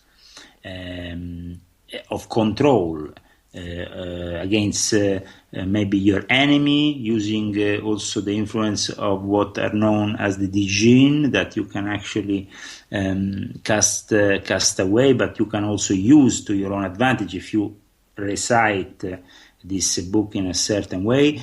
Basically, the Jeshuan it was regularly recited throughout the life of what I mentioned earlier, which was the Said Nursi, and became also the magical book, let's say, behind this Gulen movement created by this Fethullah Gulen, who in turn is linked with the Jesuits, because Fethullah Gulen, which I also, as you remember, mentioned in the documentary with Alex Jones, I don't know if you remember this passage, when I cited this guy who was actually protected by the CIA and is living in the USA now, but is the head of what basically Turkey has accused of being a terrorist organization. In fact, Turkey, soon after, and this is it's the first time I actually give this information out, Ryan, you hear me?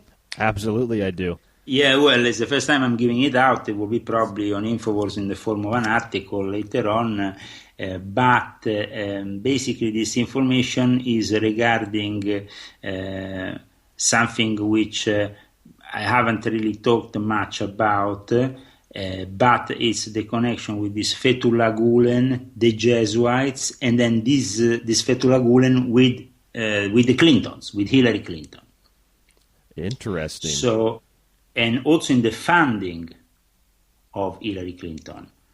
So basically, this scoop, which I'm revealing in the next few days, proves without a shroud of doubt, because 24 hours after we actually broadcast what I stated on InfoWars, there was actually a court in Istanbul which gave a 34-year sentence to Fethullah Gulen, which making his organization a terrorist organization that attempted a coup in Turkey, which is a NATO, as you know, member from 1952. And basically, this proves that this whole charade at the end, I just want to be very synthetic because I can't tell you the whole story, otherwise people will probably not read my article. But in the end, I can tell you that Hillary Clinton is proven 100% to be financed by Islamic terrorists. Well, she took money from third world dictators while at the State Department. I mean, they fund ISIS, they fund a lot of these but terrorist here we're talking about 2007, 2008, we're talking about Bill Clinton praising Fethullah Gulen, who is now officially on the international list of terrorists. And still, he is living in USA, protected by the CIA, and is not under any state of arrest. His schools, because he has hundreds of schools also in the USA, have not been touched. This is going to be a big, Ryan, I'm giving you a scoop here. This is going to be some big information in a few days from now. Well, Leo, how does that tie in with all of these intelligence networks that feed into the Vatican and the Church? The Jesuits are the intelligence service of the Vatican, and they themselves train foreign intelligence agencies starting from the CIA. The CIA is basically a Jesuit, these days is completely under Jesuit control. In a way, of course, there is also a strong link with the Israeli agencies, but as we said, the Jesuits are really one with Israel. That's why, like I stated in the documentary with Alex, Cardinal Martini, who actually was the guy who managed to get Ratzinger to resign, later wanted, when he died, he wanted to actually be buried in Israel. So we're talking about these two lobbies, these two secret establishment, great power that really work together hand in hand. There is no really disparity amongst them. And of course, the Islamic leaders who join them. And first of all, we have this Fethullah Gulen, who is himself known by many scholars as a moderate kind of Islam. But now the Turkish government has proven, without a shroud of doubt, that they have conspired, that they are terrorists. And of course, we know that there is a big link between what is happening in Turkey today and ISIS. We know that the Turkish secret services have been supporting some of the ISIS activities, have been interconnecting with them and exchanging weapons. You understand that this implication of because the implication I'm talking about Hillary Clinton is proven beyond any shadow of doubt.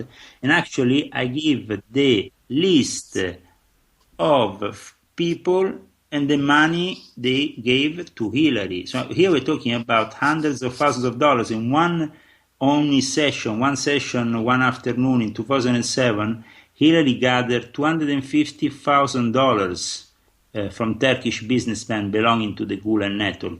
This network is now an internationally a terrorist organization. So here we are talking about the Democrats not wanting to say anything, of course, of this whole thing.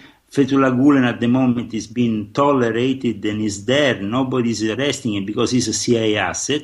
This whole farce that was created in the 70s and 80s by supporting and financing terrorist organizations like Al-Qaeda. That's right. And then later, now we have ISIS. But this whole thing has to stop. And of course, once you pinpoint on their wrongdoings, they will be quite upset. Because I just a question myself, how is possible that with conservative news channels like Fox News, nobody has even thought of making an article or an attack to Hillary Clinton when there is proven evidence that her and her husband have been supporting a terrorist leader? I mean, this is I mean, it shows you really just who control. It shows you who controls the flow of information, and it shows sure, but also shows you that when the Jesuits protect somebody like Fethullah Gulen is protected by Georgetown University professor like Thomas Michel, who was the secretary of the Interreligious Dialogue of the Jesuits, who himself wrote the preface for the book of Fethullah Gulen called Towards a Global Civilization of Love and Tolerance, published in New Jersey in 2006. And if you see the preface, you can see he's the secretary of the Interreligious Affairs of the Jesuits, Thomas Michel. I mean, so here we're talking about Islam, terrorist organizations linked with the Jesuits. In my book, I show not only this connection, but many others, showing that the Vatican is completely corrupt.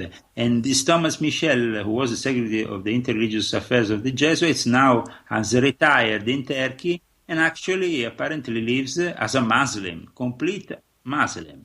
So they took off the veil of secrecy of being a fake Christian and fake Catholic, and he became a full-on Muslim. Muslim is the religious of choice for many of these people in this new age kind of Jesuit setup, which has managed really to infiltrate every single religion and then use it instrumentally to their own advantage. Now, Leo, I understand the ramifications of what you're saying about Hillary Clinton and the support from terrorist organizations. For the layman who really might not be as advanced in terms of knowing what we know, and obviously you know a lot more about this subject in particular than I do, what does that mean for the American voter and for the rest of the world coming up here in the next year? Well, it means immediately that Hillary Clinton doesn't stand anymore even the most remotest chance, because it becomes evident for people then like Donald Trump or people like Rand Paul that Hillary is not really that great candidate, that great opposition. Here we're talking about a woman who is proven to have been financed by Islamic fundamentalists that have, of course, made her say what she said in the last few days, that she doesn't care if there is going to be an Islamic president. Of course she doesn't care. She's in bed with the Muslims. Actually, she's literally in bed with the Muslims, because we all know also about her lesbian affair. But let's not talk about that. I will say that, unfortunately, in this world scenario, the USA are being driven towards a third world war of incredible proportion that is eventually gonna eliminate part of the world population. That's where I see things driving to as well, Leo. It's just a matter of having that label of this is World War III. I see a lot of the things happening now as a lead-up, and in the future we'll look back on history and see that what's happening right now was a lead-up or these proxy wars that led to a World War III situation. Now, but it's also not only World War III, it's talking about, World War III in relation also with the prophecies, because these people want to actually materialize the prophecies. So it's very important also to put everything that is going on right now in relation with the prophecies, because are really you talking things about the Albert are manifesting in front of our eyes. Even me, who I'm not particularly, like the Christian devout, but I take everything from a more scientific point of view this day, but still, of course, with a great belief in God. I think that we are in front of a time with no precedent in human history. Absolutely. Well, now, are you when you say prophecies, what do you mean exactly? I mean, does this have anything to do with the Albert Pike letters and talking about a third world war, the destruction of all major religions? No. Well, those, by the way, those letters are fakes created by the Jesuits. So in any case, they contain some interesting information because it was created by the Jesuits. Also because Leo Taxil, who inspired this whole plot that was putting together Pike with Mazzini, Leo Taxil is being proven by my research and the research of some very eminent historians in the end, which I have confronted directly on the thing. Leo Taxil was not this only this forger of Illuminati, fake Freemasonry rites, wanting to everybody to think Freemasonry was satanic. No, Leo Taxil was an agent of the Jesuits, wanted to take ridicule the Catholic Church, because in that moment, let's say, the Jesuits, by doing something like this, have always managed to create a weaker and weaker church that could then feed in their relativism. Relativism means now the Pope going into the White House and meeting, I don't know, the gay bishop, or the drag queen, or whoever, the guy with the unicorn in his head. I mean, it doesn't matter. Now the Pope that we have these days is a product of decades of work made behind the scenes by the Jesuits. Well, he was the Jesuit Provincial of Argentina during the Dirty Wars, correct?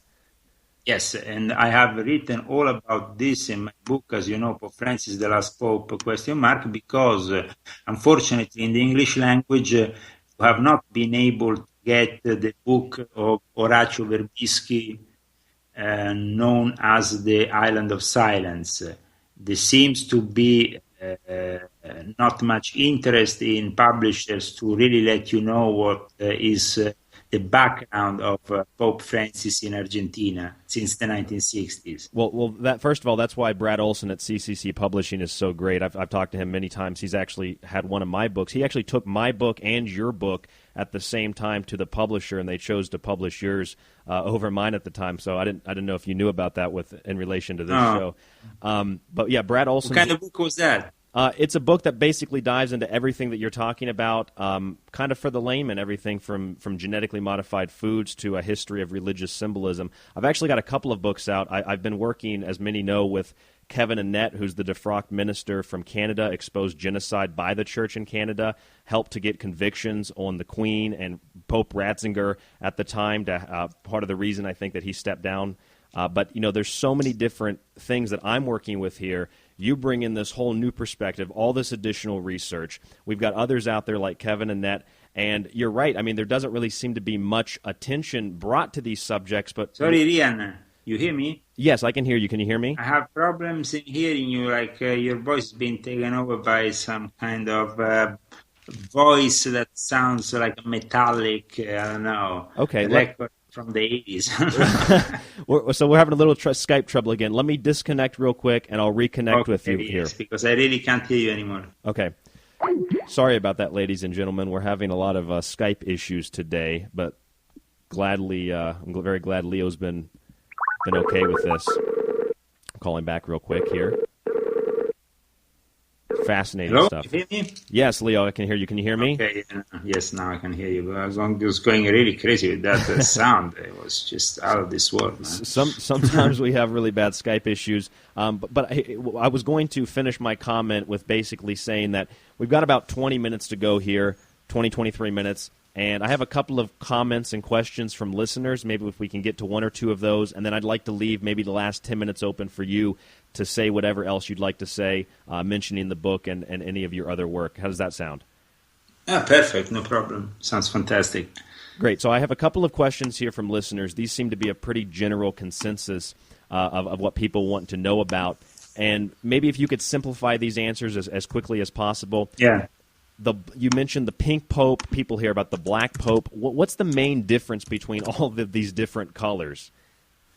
Well, basically because during the course of time we have learned that the Jesuit general is nicknamed the Black Pope, so it became also nicknamed, some give also to this Pope because he's a Jesuit, though not everybody agrees with that. Then some people, of course, seeing that there is also a gay lobby and the color of the gay is pink, the color was also inserted in the famous flag, that the rainbow flag, and regarding the pink pope, of course, Cardinal Tarcisio Bertone has assumed the role because this role is so powerful and his lobby is so powerful because, unfortunately, the church is so decadent. And probably, it's the first time in history where we have somebody nicknamed the Pink Pope, which is more of a nickname, but even the Black Pope, at the end of the day, even if it's quite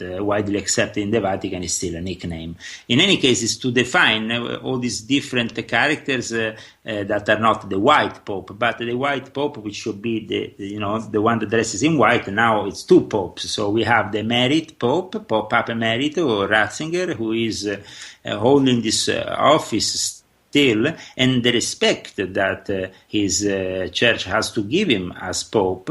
And at the same time, we have this Jesuit who is the Pope in charge. There has been lately also some conflict between these two, because we have to understand that Ratzinger is quite much more conservative in certain issues, and even if in the end he was cornered because of his own faults, let's say, by the Jesuits, he himself would have probably liked a much more conservative church, and he would probably stand quite against the abortion issue. But now the church is not anymore in his hands. And certain issues that the Pope sometimes brings in the open seems to annoy Ratzinger. And so in the last couple of weeks, there's been some journalists that have said that apparently Ratzinger was annoyed with Pope Francis because, of course, Ratzinger sees that what here we're talking about Ratzinger, who in the year 2000, during the Jubileum, talked against global ideology, who participated at that time in a seminar kind of biography by, I think it was called The New World Disorder, and a book which was talking against this New World Order, basically finds himself now with his church literally taken over. They have taken over his position. He's been sent away. I mean, it's like we come in your house, we take over and we send you to basically in the back of this garden in the Vatican State. You have this little kind of like a monastery. Then next door you have this kind of building. Of course, it's a nice building, but this is the building where basically lives in a sort of golden exile Pope Ratzinger after everything that has happened. Well, Leo, didn't the Vatican, I have a couple more listener questions, but didn't the Vatican also, I saw a couple of reports, Vatican officials basically said that Ratzinger has to live within the Vatican because he will be tried for crimes against humanity and being... I mean, as I said in my book, Pope Francis, the Last Pope, I don't always agree with everything that is ventilated by groups like the International Tribunal. I mean, we have to be very careful here about the information that goes out and about. And so, of course, there was the SNAP, the Survivors Network of Those Abused by Priests. That was very serious accusations were moved by them. And in September 2011, a criminal court in The Hague accused Pope Benedict. That's for sure. But then all these accusations ended up in nothing because we have always seen the Vatican was able to, in a way, let's say, pressure the clients of the lawyer Jeff Anderson who put this case forward. And then in the end, the scandal ended up in nothing. So Cardinal Tarcisio Bertone, who was accused together with Ratzinger, because at the time he was the Secretary of State, he ended up basically not having any problems and actually retaining still a lot of power in his position of being Pope. Of course, he's not anymore Secretary of State because at the end Pope Francis managed to send him out, but it took him, even Pope Francis took more than a year to send out of the Vatican Cardinal Tarcisio Bertone. He wasn't willing to leave his position of Secretary of State to Pietro Parolin, who is the ex-apostolic nuncio to Venezuela, which was decided, of course, by Pope Francis. So, I mean, there is a great deal of, at time, confusion and conflict in the Vatican. One thing is for sure, though, is that the great refusal of Ratzinger is in some ways similar to the one of Celestine V, and that definitely has a particular meaning in this day and age to refuse and destroy in this way the divinity of the office of the Pope, which becomes like any other office. This is what really the Vatican wants. And that's why it's the last Pope. After this, I don't think we can give any credibility to having a future Pope, because these popes, if Francis goes, for example, retires, and still Ratzinger is leaving, we will have 3 popes leaving. I mean, it would be what? We will have to create, I don't know, an old pensioners' home for popes. I mean, this is really what it might even happen, because Pope Francis has even ventilated the possibility of resigning at one point. Yep. This means that they have destroyed the sacrality of the office. This was really what the mondialists, the New World Order, wanted to do in the end. Destroy the sacrality of the office of the Pope, of the Petrine ministry, and this was really the only way they could really do it and get away with it in front of the world. And now, of course, there will be always somebody saying, but he can always resign, it's fine, even the Pope does it. That is you have an excuse because the Pope has done it. So, but most of all, the Pope was supposed to represent some kind of divinity, and this divinity is being destroyed. A little bit like the Dalai Lama these days, who says he's not going to reincarnate. I mean, this is heretic for Buddhism, Tibetan. But he's supposed to reincarnate. He's not want to forward his office into the future because suddenly he decided that the reincarnation is not a value that has any importance for him. You understand that this is destroying, of course, Tibetan Lamaism, the way the Dalai Lama portrays it. It doesn't, of course, not everybody agrees with the Dalai Lama in Tibet. God forbids. Actually, he is really the worst of the worst. But a lot of people believe in him, think he's the official face of Tibetan Lamaism. But actually, Tibetan Lamaism was corrupt by the Jesuits a few centuries back. Because maybe not many people know that the Jesuits' first move was, as soon as they founded the order, to move towards the East. So China, Japan, but also Tibet. And in Tibet, the establishing, the Jesuits studied and were there, and managed to really inspire even the monastic orders of Tibet to follow that kind of system. So they have, imagine this, the Jesuits have arrived even in the Far East to influence the monastic systems of countries we will never even dream about, having a Jesuit influence like Tibet. But this is actually historically proven. That there is these connections, that the Jesuits have been very strong in the East. I think that people initially, when 10 years ago I came out with my confessions on the internet, were very skeptic about this reality. Now, 10 years later, we will celebrate these 10 years of my revelations on the internet when in January the volume 1 of my confessions will be officially released, though we even think that it might be released much earlier because there's a lot of requests for it. And the Brad is already preparing copies as we speak. So possibly in 1 month we should maybe even have it. But in any case, the official release is supposed to coincide with the 10 years of my revelations on the internet with my first confessions online. And these confessions, of course, initially were not taken very seriously. They were criticized. And you know yourself how much I was exposed, at times even to ridicule by even first of all, by the conspiracy movement, by the so-called truth movement and all the rest.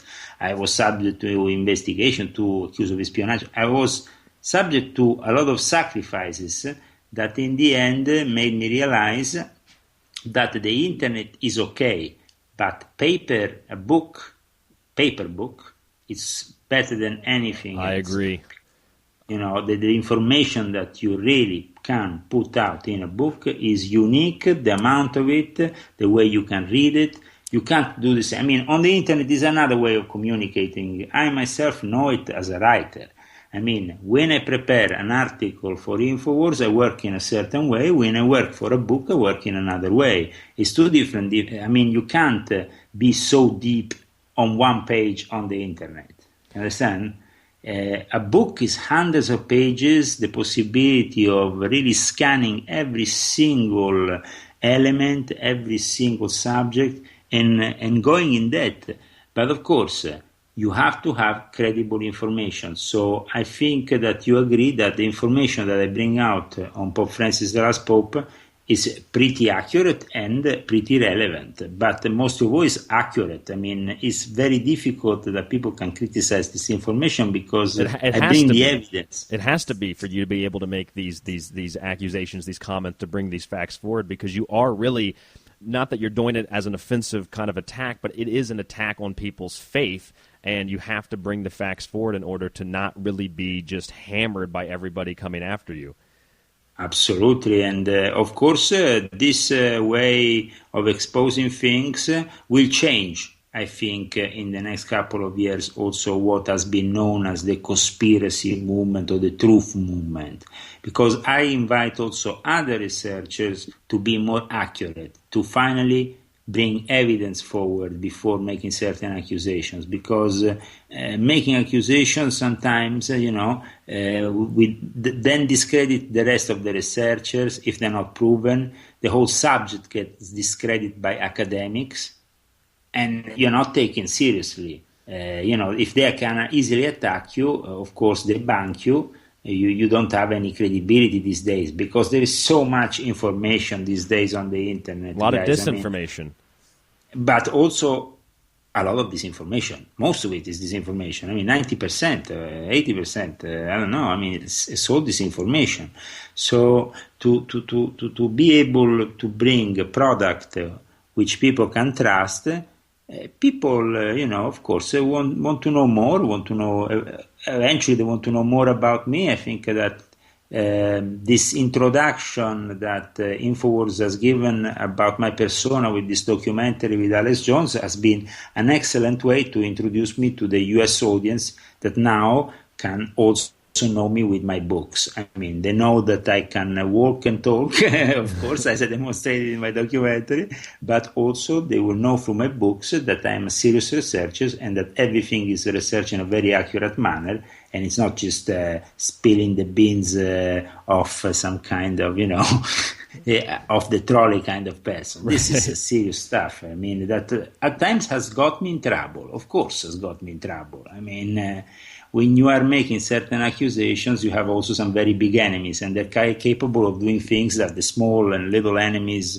that an everyday person might have. Well, these people can do things that these people can't do. I mean, they can put you against anything, the police, the doctors, they can convince anybody, your neighbor, the mayor, whoever, I found myself at one point, a mayor, a magistrate, and a doctor signing a piece of paper. I never had met any of them, but they were still able to sign a piece of paper and lock me up for 12 days because I have been involved in a revolution in Italy, and only for that reason. I mean, so it's incredible what they can do when they get angry with you. So I have to also not give them the opportunity to attack me. And in Italy, the laws are very strict also with the defamation.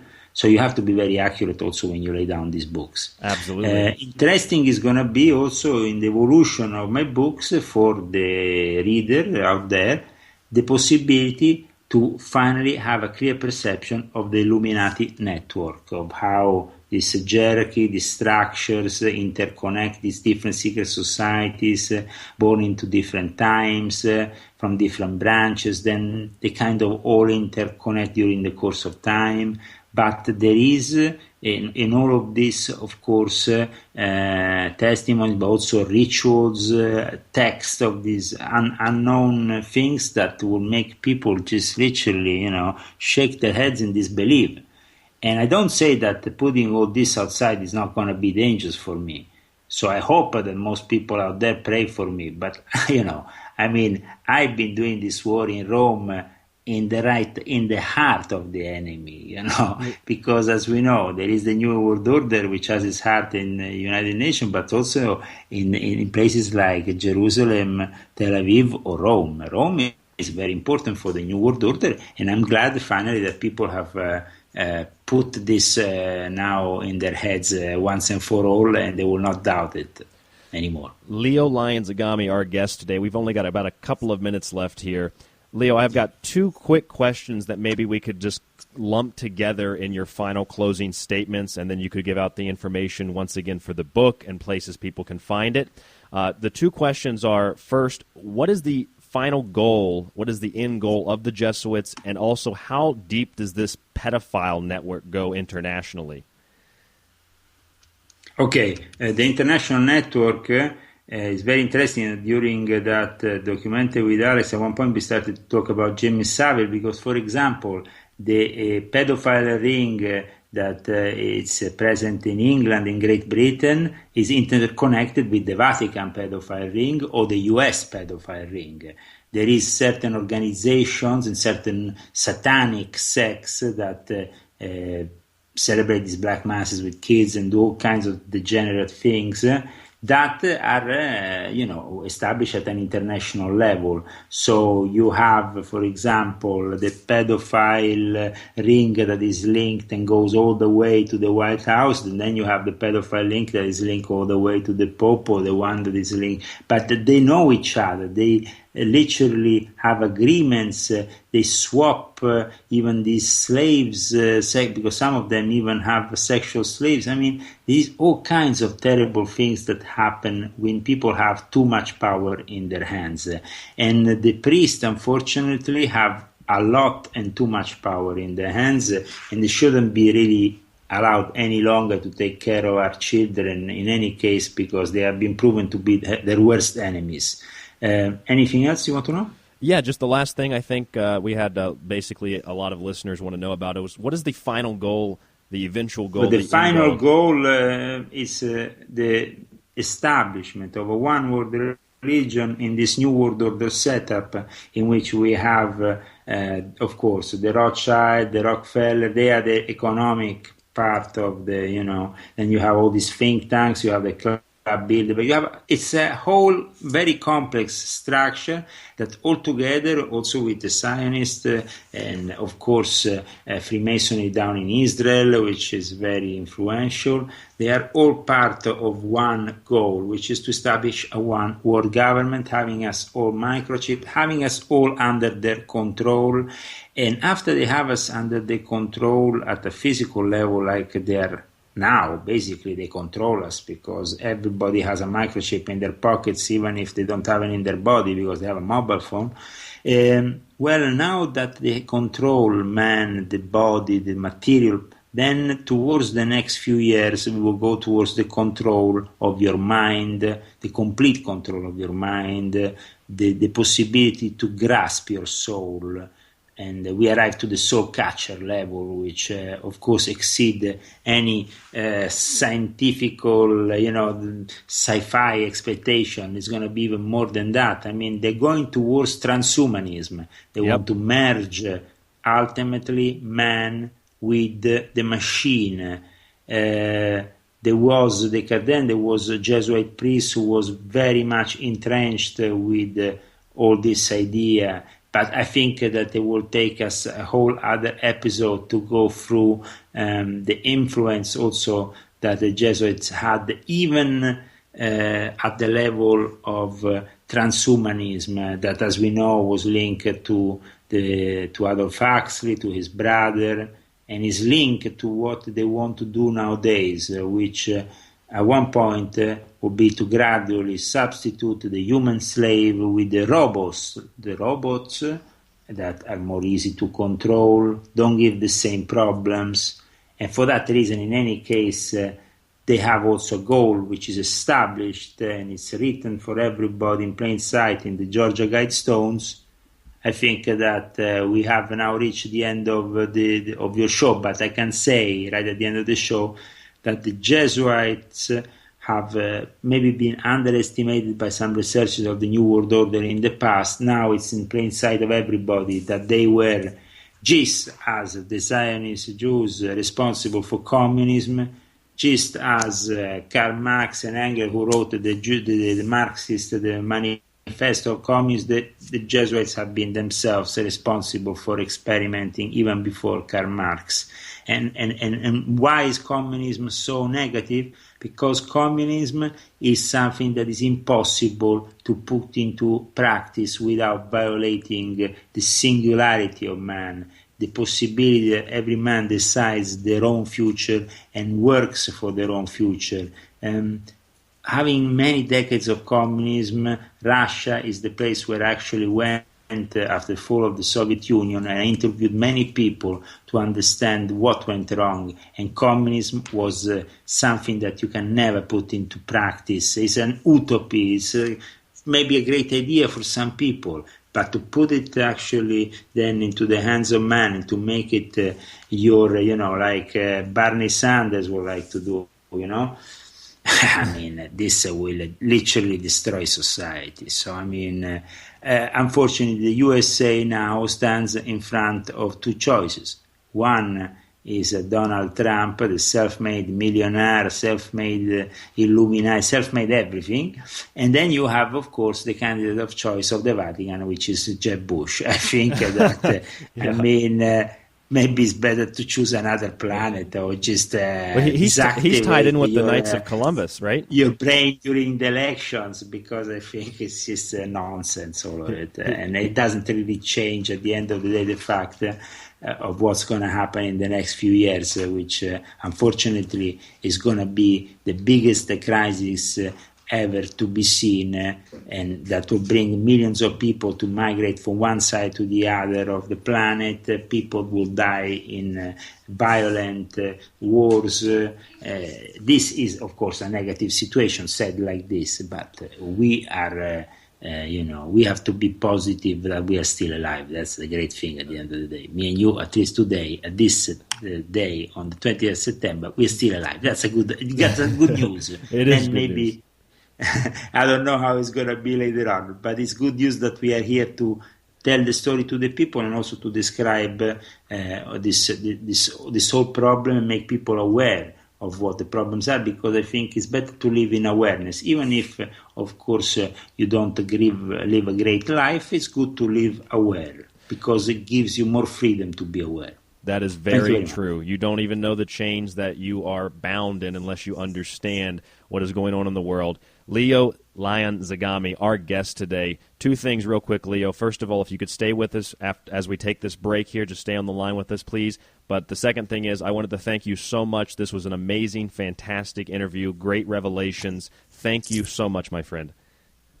Thank you for having me on the show, and I hope that when my next book comes up, you will read it, and I will be again on this show to discuss it, because I think Confessions 1 will shock people just as much as Pope Francis last Pope is shocking everybody, because, I mean, this book is definitely shocking people who are Catholics. Now, the next stage is shocking everybody else and make them understand that we are all in the same boat, and this boat is definitely sinking. So it's good to have that awareness that makes you maybe navigate in difficult waters. That's right. Leo Zagami, author of Pope Francis, The Last Pope, ? Check it out at cccpublishing.com. You can also find it on Amazon and other places books are sold. Our website is www.thesecretteachings.info. That's www.thesecretteachings.info. You'll find Leo Zagami's work all linked up there. Leo, thank you again so much for joining us on the show. We'll talk to you next time. You are listening. Thank you. God bless America. You are listening to The Secret Teachings. I'm your host, Ryan Gable. Again, our website, thesecretteachings.info. Our guest today, Leo Zagami, Pope Francis, the last Pope, ? We'll be right back.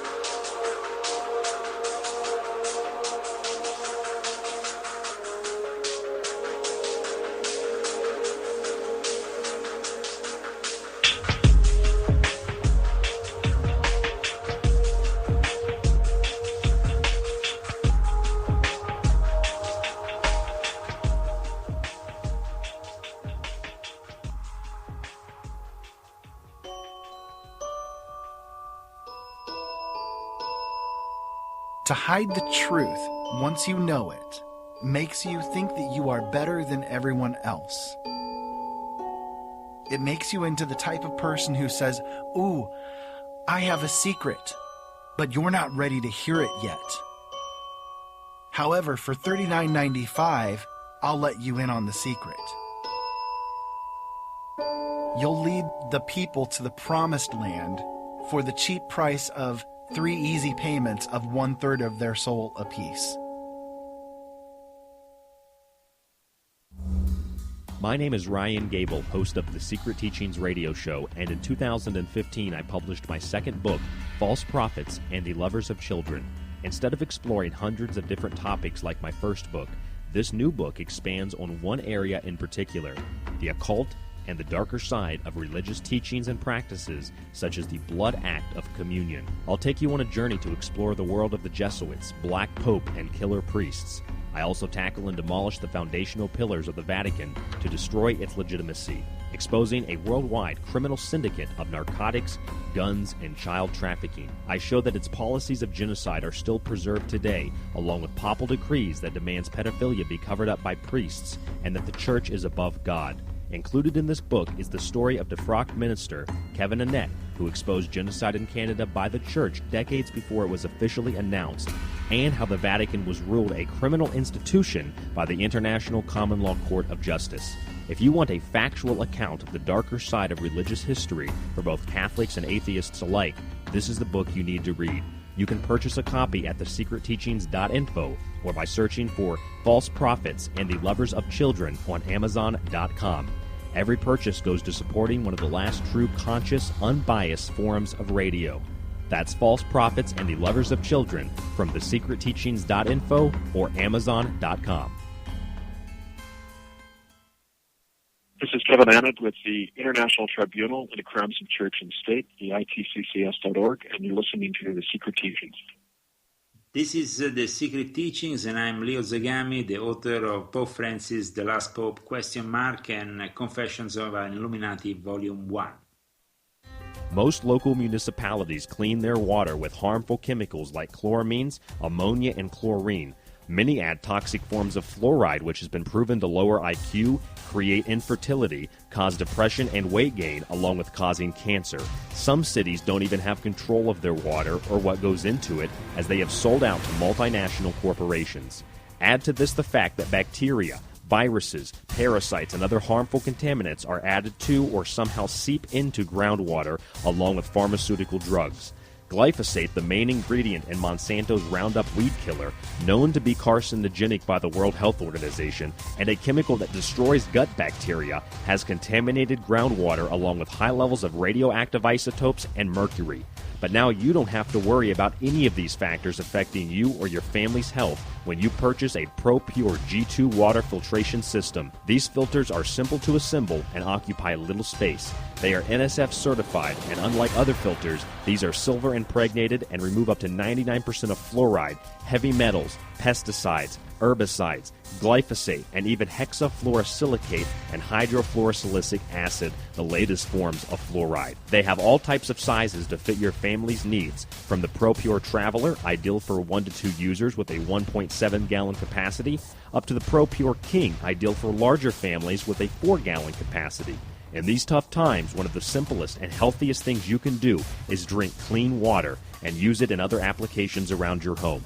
Please visit thesecretteachings.info and click on the ProPure water filtration link at the top of the page to get your water filter system today to help keep you and your family safe and healthy while also supporting the Secret Teachings radio show. I'm Ryan Gable, and this is the water filter system that I use to clean my water. You are listening to The Secret Teachings with host Ryan Gable. As we move to expand and grow the Secret Teachings radio show and the website, thesecretteachings.info, with videos, the free show archive, and much more, we need your support. Please consider donating a few dollars a month, especially if you already enjoy free access to our archive of full-length shows. Visit thesecretteachings.info and click the PayPal tab at the top right of the page. I'm Ryan Gable, host of The Secret Teachings, and we can't do this without your support. Please visit thesecretteachings.info and click the PayPal tab. They reach into our children in music, television, books. They prey on children's innocence. The FBI recently concluded a 7-year study and found little or no evidence of the existence of occult conspiracies. And J. Edgar Hoover never admitted to the existence of the mafia. Look, if the number of murders attributed to occult conspiracies were true, it would mean thousands of people killing tens of thousands of people a year without evidence, without being exposed. It would be the greatest criminal conspiracy in the history of civilization. Finally, you people understand what we're up against.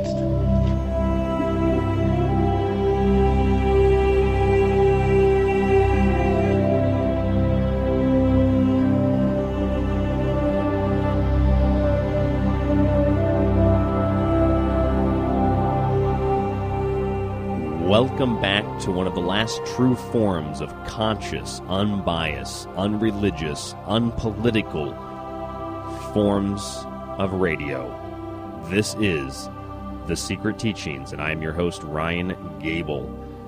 If you missed the first 2 hours of today's program, you missed my initial segment rant on Agenda 21, Jorge Bergoglio's visit to the United States and the pushing of a global society using the pseudoscientific rhetoric of climate change as an excuse to usher in a global currency, a global order through religion, a global bank, a global army, and all other forms of global governance. This has already been unveiled and announced and asked for by the Vatican and by other governments for years.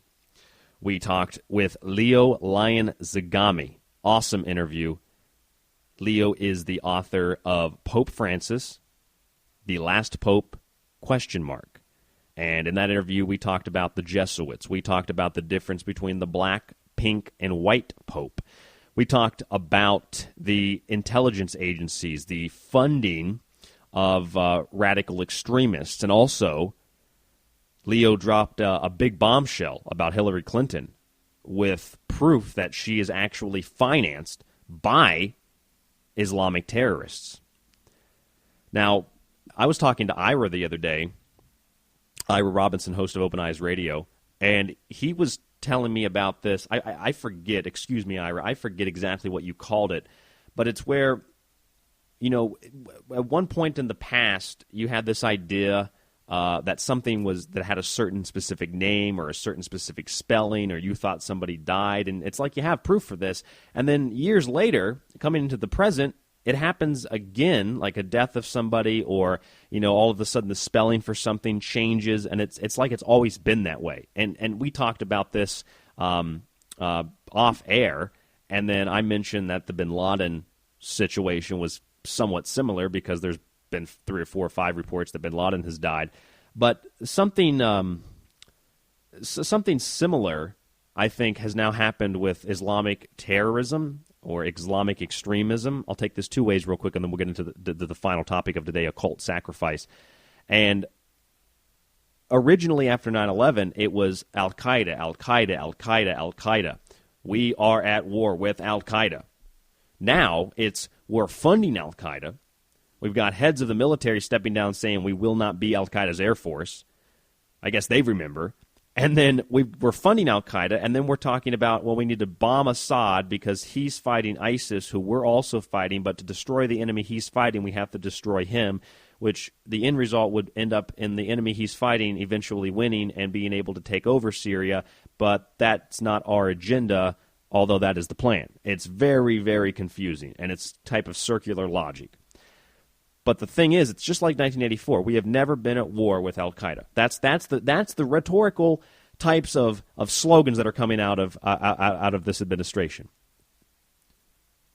Last administration, we are at war with Al-Qaeda. This administration, we have never been at war with Al-Qaeda. Now we are at war with ISIS. I mean, it is just insane. It's insane. These people are lunatics. These people are mentally ill. And if I can figure this out, a 24-year-old kid who did not even go to a conventional college, I went to a technical school for 2 years, and I went to a community college for about 2 weeks, and I was done with it because it was just ridiculous. I can figure this out, I sure as hell know that these people can figure this out. All these high-level Ivy League schoolers with their big brains and their big PhDs on the wall, I'm sure they can figure it out, unless the brainwashing is so thorough and the conspiracy is so airtight that they literally don't know what they're doing, that they are just taking orders, which is the case a lot of times, and they don't see the end agenda to all of this. A couple of articles I have linked up at thesecretteachings.info. I've got one super advanced alien neighbors, or our super advanced alien neighbors are missing. I was going to get into more detail about this, but we just never really had the time. Maybe I'll save it because it's kind of a timeless article. It's from Live Science, and it talks about how just give you a gist of it, since we can't find aliens, admittedly, then that just means they don't exist, and that means we are the superior race in the universe. And I've seen articles like this almost every day for the past 2-3 weeks. Again, there's a lot more we could get to when it comes to that story, the arrogance and ignorance of man. Here's another oh my goodness, I have to take a deep breath when I read this stuff. Did Neanderthals have souls? It might seem like a harmless title. It says, let me just paraphrase what the article says. I read it with Ira off air one day. It basically says that since Neanderthals came before the teachings of Jesus, that Neanderthals probably don't have souls. This is what it implies. They never heard the teachings of Jesus, although if they do have souls, they might be able to go to heaven. What the hell is wrong with people? This is just crazy. This is crazy. We let these religious nut jobs, these religious, fanatical, insane cults tell us how to think. I mean, there are literally divisions of religions that believe dinosaur fossils were put on Earth by the devil or whoever, depending on who you ask, by the Jews to discredit Christianity. Christianity is a unique form of mind control that was established to keep the different factions of the Roman Empire from warring with each other and being able to keep the empire together by instituting this one religion, which is what Pope Francis wants to do now, have a world religion. Catholicism actually means unification of like a global whole. And the definition, they don't actually use the word global, but it's like a unification. It's like a mixing of all. Look it up. You don't believe me, look it up. And the origins of Christianity go back into the Gnostic Gospels. They go back into ancient pagan traditions. It baffles me when I hear, baffles my mind when I hear people say, well, those pagans, they sacrifice people to the devil. Oh, no. Hold on a second. If that's true, then all you're doing when you perform communion is reenacting those sacrifices, which feeds into the same energetic system as if supposedly these wicked pagans did. You know, here's the bottom line, and this is really the main topic I wanted to get into in the final segment of today's program. It's just, you look at the origins, and I've done this in both of my books, The Grand Illusion and False Prophets and the Lovers of Children. I've done this on hundreds of episodes of The Secret Teachings. I'm not going to get into the schematics of it, but what I'm going to say is if you set down for a couple of minutes and you look at the origins of these religious rituals, the symbols. I mean, look at Pope Francis, for example, or any pope. The white button-down dress wear that this, I don't care what you call him, devil, demon, this guy, this supposed human wears, has 33 buttons. Now, they say that those represent the number of years Jesus lived, 33 years. Yet, you don't get the average person looking at that and saying, well, yeah, but even if you relate that directly to Jesus, The 33 is not a matter of physical life. The 33 is a matter of spiritual life until you achieve a higher level of understanding. And that's what Jesus was, a teacher who was vehemently opposed by the political oligarchies of the time.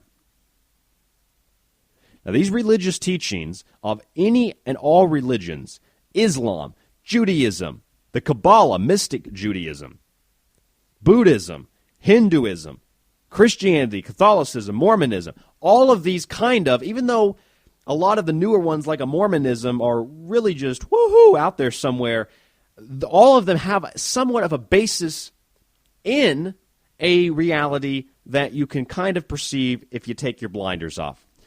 You know, the aspects that Jesus supposedly taught make a lot of sense. Able to heal the blind. Listen, that's not a literal reach out and touch the guy's eyes, and all of a sudden it's like he had LASIK surgery, he can see again. Making the blind see is an analogy for taking somebody who is ignorant of the truth, who has committed the greatest sin against truth or against God, the Greek logos, or the word, as in the word of God, not linguistical, but the truth in any and all situations, the highest form of enlightenment, the truth, taking an ignorant person, whether they are ignorant by choice or otherwise, and informing them and enlightening them and spiritualizing them and getting them to understand the higher aspects of reality and the purpose and meaning of life. This helps the ignorant, the blind, be able to see, which means you did not reach out and touch the person and all of a sudden, oh no, they can see their friends and they can see the town again. It means that they were spiritually ignorant and therefore blind to the truth. So Jesus touched them by communicating to them, and therefore they could see again. It's no different in the analogy of making the lame walk, healing the sick. People that are considered ignorant, people that were considered to be outside of these teachings were considered dead. They were considered sick. They were zombified, in a sense, to use a much more modern terminology we can understand. That's why when you die and are resurrected, it has nothing to do with a physical resurrection. It is spiritual. And that is the teachings of the Gnostics, which is why the Vatican vehemently attacked, suppressed, and stole to make sure that those documents did not get out in full force, did not get out in their full unedited textual original meaning, because it dismantles point by point the foundation of the Vatican and of the Church of Rome as a whole. That's why Gnosticism, that's why paganism, that's why Wiccanism, the worship, these beliefs in the earth, these beliefs in the goddess. Why do people worship the goddess? Not because she's hot. It's not some modern interpretation. It's because the goddess, the female form, and this is the oldest cult going back to the most ancient of days, even before recorded time. The goddess was worshipped because she had the ability to give birth. She had the ability to create in her image. Not in God's image, in her image. It only becomes in God's image when you factor in the male counterpart to the process of procreation. Now, when you extract the male counterpart and you take the female and you erase her from history, then all of a sudden it's the male who has the power to create. It's the male who created the earth in 7 days. It's the male who created animals and nature and humans in his image. It's this misogynistic, rigid, conservative, and not in a political way, conservative, rhetorical dichotomy that has been ripped out of our history So we don't understand that there's a female counterpart as well. And this is another reason women have been vehemently suppressed throughout the ages, because they have the ability to give life. That doesn't mean they're better than men. It means they're equal. It means they're equal. One side of the yin, one side of the yang. In Taoism, the yin-yang have to have each other to be balanced. You have to have male energy, you have to have female energy to be balanced.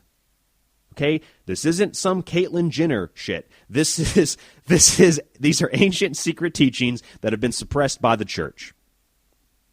You have to have both the male and the female. So, if you extract the female and you only have the male, then the male walks around saying, I have the ability to create life. I created you. I created that. I created this. I created that tree. I created that animal. I created it all in my image, and it only took me 7 days, not 9 months. And if you bring the female back into it, the male no longer can sit there and say, I did, I am, I created, my image. No. Now it becomes, we created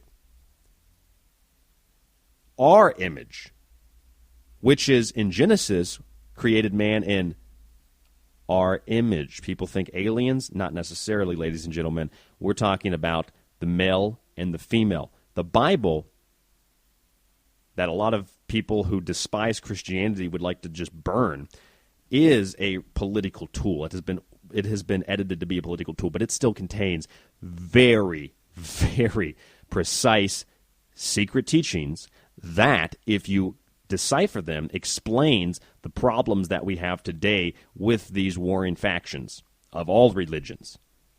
It explains the holes that are missing, or the pieces that are missing that form the holes in these religious tapestries. What we have is a system of belief that is void of the true creative essence of the female, the true form of goddess worship. That's why the goddess, that's why nature, who are typically simultaneously depicted, are absolutely and horrendously and violently suppressed and attacked, both spiritually, literally in the physical world reality that we live in, and in all other forms. Because that goddess, that female energy, has the ability to balance out power, and the church does not want that. They want to be able to say, I am, I created you in my image, not some other woman, my image.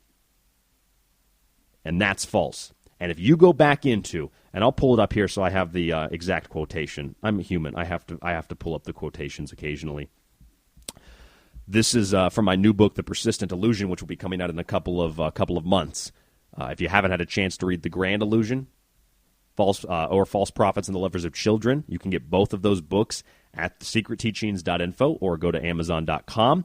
While I look this up here, please go to the website, click on the donation tab under PayPal. Please donate a couple of dollars. All of you out there who download the show free every week, now you're getting 2 shows a week, Saturday and Sunday.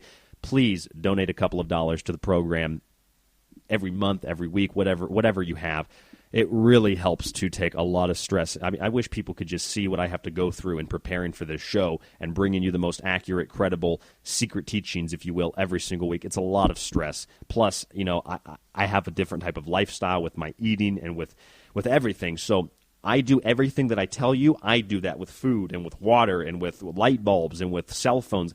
I replace all my light bulbs. I have a shower filter. I clean my water. I eat as organically as possible. I know not everybody has access to that, and I haven't. Just recently, I've got access to be able to do all of this. Limit the poisons that you put into your body is the point. Let me try to find this, though, here in my new book. I know that Enlightened. Yes, here we go. Here's the part. This is from chapter 18. It talks about the demiurge, or Eldabaoth. I was thinking the other day, because I saw something about Harry Potter, and I started thinking, oh, and by the way, if you go to the secretteachings.info, not only can you get the False Prophets and the Lovers of Children book, or the Grand Illusion, Slaves to Perception, and you can also donate there, you will also be able to find 2 new tabs. One of them is the shop tab. You'll be able to buy Secret Teachings t-shirts, coffee mugs, stickers, posters, relatively, I mean, the T-shirt's about the same price as you would buy a T-shirt anywhere, but the posters and the stickers, everything is really, really cheap. I think it's like $10 for a big poster. It's about the same price, maybe cheaper, of any other poster you'd buy. It's pretty cool. We're open to taking suggestions for other images that we could do for the Secret Teaching. So if you're a graphic designer, anything like that, you'd like to work with us, you can send me an email at rdgable@yahoo.com. At the very least, just go to the website, check out the shop tab, look at all of the merchandise we have. Our co-host here, Mike D., who joins us occasionally, also designed a Taking Care of Business shirt and a Stars Turn Bones Burn shirt, which was pretty popular. You can also get those in stickers. And they have the website on there, thesecretteachings.info. Also, the big difference now, you heard the promo, we've basically made an alliance with ProPure water filters. And I bought one of these a couple of months ago. I used it. It was awesome. It eliminates parasites, herbicides, glyphosates, heavy metals, mercury, fluoride, everything. It's silver impregnated, a natural form of antibiotic. Silver this is why the rich people are called blue bloods. It actually, if you eat too much silver, it'll turn your nose blue. That's one of the reasons they're called blue bloods. It's really great. And if you go to the website, you click on the ProPure water filtration tab at the top of the page. They've got not just filters, they've got shower filters, they've got different accessories. If you already have one of these devices, if you already have a water filter, it's really great. And I actually use this product. I'm telling you this as a consumer. I use this product to filter my water, and it's great. I don't think we really make much money off of it, but if you're looking to purify your water, if you're looking to have a cleaner shower, it eliminates chlorine, the shower filters. I think they're like $47. I got one. My dry skin cleared up almost overnight. I mean, it was one shower, no dry skin. It was fantastic. I'm so excited about this. So go to thesecretteachings.info, click on that. If you don't want to buy a filter, you don't need to buy a filter. You don't need to buy a system. Buy a T-shirt, buy a sticker, buy anything that we have in the shop. I mean, it's all relatively cheap, or send us a couple of bucks. And also we have the books on there. So here's what I found. In the Gnostic Gospels, in the origins of the world, the Demiurge, and I mentioned Harry Potter. I'm watching Harry Potter just as a passing by, somebody else watching it. I watched it for a second, and I heard the I don't know much about this, so all the people out there that like Harry Potter, excuse me, but Lord Voldemort, the man who shall not be named, or however they say it, that character, the woman that made this movie, has got to be well versed in Gnostic literature. She's got to be well versed in astrotheology. I mean, Sirius Black, Sirius the dog star, he turns into a wolf/dog. There's Fluffy the three-headed dog, Pluto, the gate of the underworld, Hades. I mean, it's incredible. And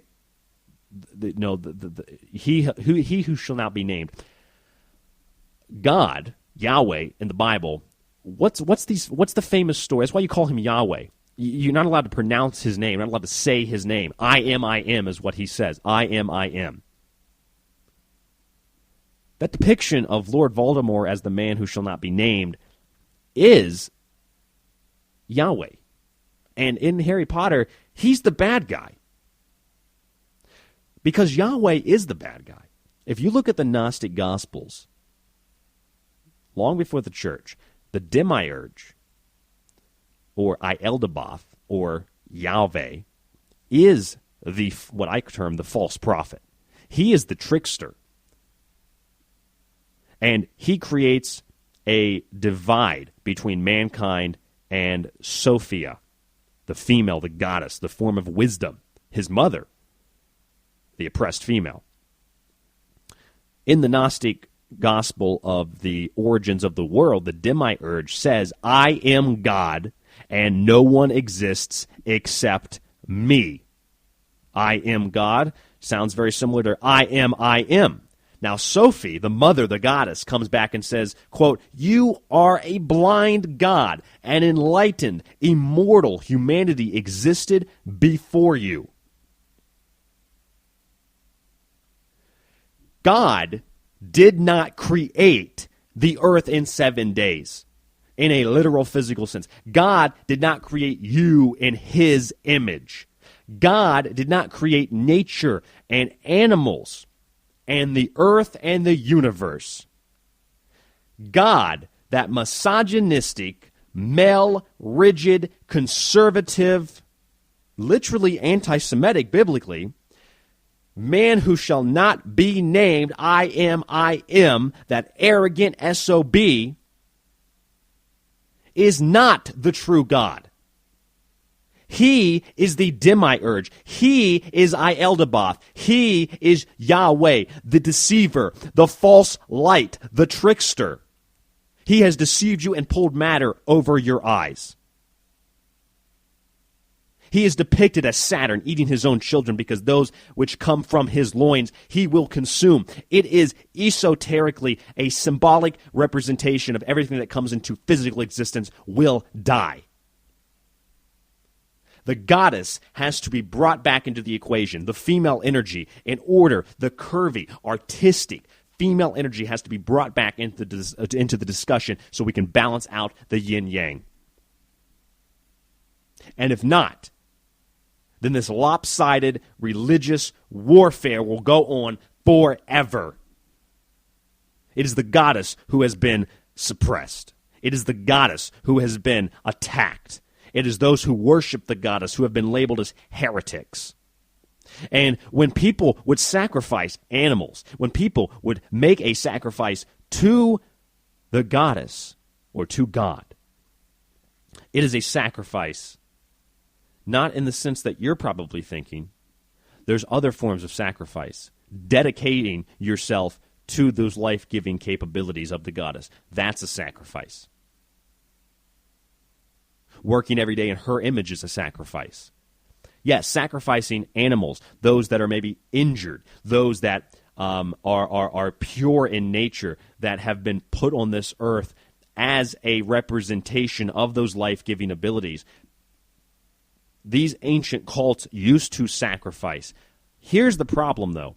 When the misogynistic God took over, they would sacrifice in his name, not for the thanks and the gratitude of the life-giving abilities of the goddess, but because of the destructive, because of the absolute insane mentality of God, who wants you to sacrifice to prove your reliability, to prove how much you will do for this God. That's sick. So what they do is when you hear about sacrifices in underground crypts, in basements, what this represents in a nutshell is the following. The goddess is able to give life. The goddess has life-giving abilities. This is why God doesn't like the goddess very much, because the goddess can constantly create. The goddess is sovereign in that sense. The goddess has this form of freedom. God doesn't like that. It's just like the Lego movie, actually. Will Ferrell played the man upstairs. He didn't like that creativity. He wanted everything set the way he wanted it set. And children, the innocent, the child in the movie was creative and changed things for the better. That's the goddess energy. That's the pure innocence. So, when these sacrifices are performed underground represents the womb. The earth, as a living organism, represents a female kind of a being, a goddess, so we call her Mother Earth, Mother Gaia, because everything grows out of the earth, everything that's life-sustaining. Anything underground is considered the womb. A cave is considered the womb, which is why a cave, a grotto, is so associated with Jesus Christ, with Mithra, the Persian religion that merged later with Zoroastrianism, which really formed the foundation for a lot of the beliefs of Christianity and Catholicism. And when people go into these crypts, into these underground hospitals, Jimmy Savile is a good example, the pedophile, when they perform these sacrifices underground of churches, it is an insult to the life-giving capabilities of God when they sacrifice a child. Innocence, creativity, the forms of that female energy, and they sacrifice it in a cave, in an underground crypt, in a basement. It signifies an abortion. It signifies aborting those life-giving capabilities. It aborts. This has nothing to do with the abortion argument. It aborts the creativity and the expression. That's why they target the innocents. It's been seen, Yom Kippur, the 23rd, when Bergoglio made Junipero Serra a saint last week, or this week. That's Yom Kippur. It calls for a blood sacrifice. The blood of the innocent shall be used for the purifying of the blood of the guilty. By sacrificing the child in a symbolic womb, it is like an abortion. The greatest gift from the goddess is life, and the greatest insult is the destructive forces of God. This is why they sacrifice children.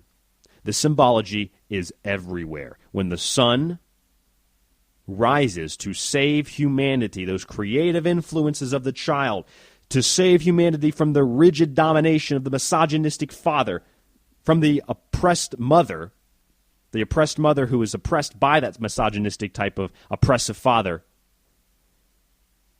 When the sun rises out of the earth, out of the womb, out of the cave, temples, pyramids all represent the same womb symbology. There's the blood red on the horizon. That's seen as menstrual blood or the birth blood. And the earth opens up and the child is born. Churches are built the same way. You see the vaginal opening as the archway, the vesica piscis, the spiritual pathway, the pineal gland. Jesus is seen stepping through this. And the two large pillars, the Twin Towers, September 11th, the pillars that held up Solomon's Temple, Boaz and Jachin, the pillars from the Lord of the Rings movie. Lord of the Rings is Saturn, the two towers. They represent the legs of the goddess, as do the horns of the bull. Open, the vaginal cavity, open, the congregation, the seed walks into the church. The rose window exemplifies the light, the sun, the life-giving capabilities of the sun that saves humanity every day after the darkness, shines through the rose, the female, the vagina, into the congregation. It enlightens. It gives birth in the church inside of the womb. So when a satanic sacrifice is performed inside of a church, inside of the womb, it is an insult. It is an abortion of those life-giving qualities, and as an atonement for the sins that these people have committed. That's why these underground facilities, that's why these churches are so important in these occult sacrifices. We've got a couple of minutes left here, so let me go ahead and wrap the show up for today. First of all, thank you for listening. If you missed anything, you'll be able to go to thesecretteachings.info, click the archive tab, and download all of these episodes for free. Our guest today, Leo Zagami, author of Pope Francis, The Last Pope, with a question mark. You can find that on Amazon or cccpublishing.com. On our website, The Grand Illusion, Slaves to Perception, my first book. False Prophets and the Lovers of Children, my second book. Both of those. You don't have to read either one in any order. Both of those are available on the website as well as Amazon.com. You will also find a store tab. We've got T-shirts. We've got stickers. We've got posters. We've got coffee cups. We've got mugs. We're working on a lot more.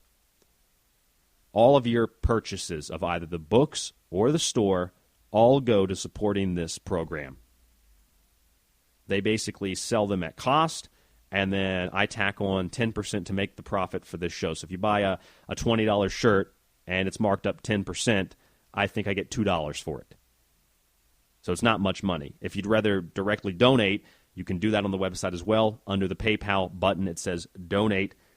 Any donations over $20, I'll send you a copy of one of the books in PDF form for free.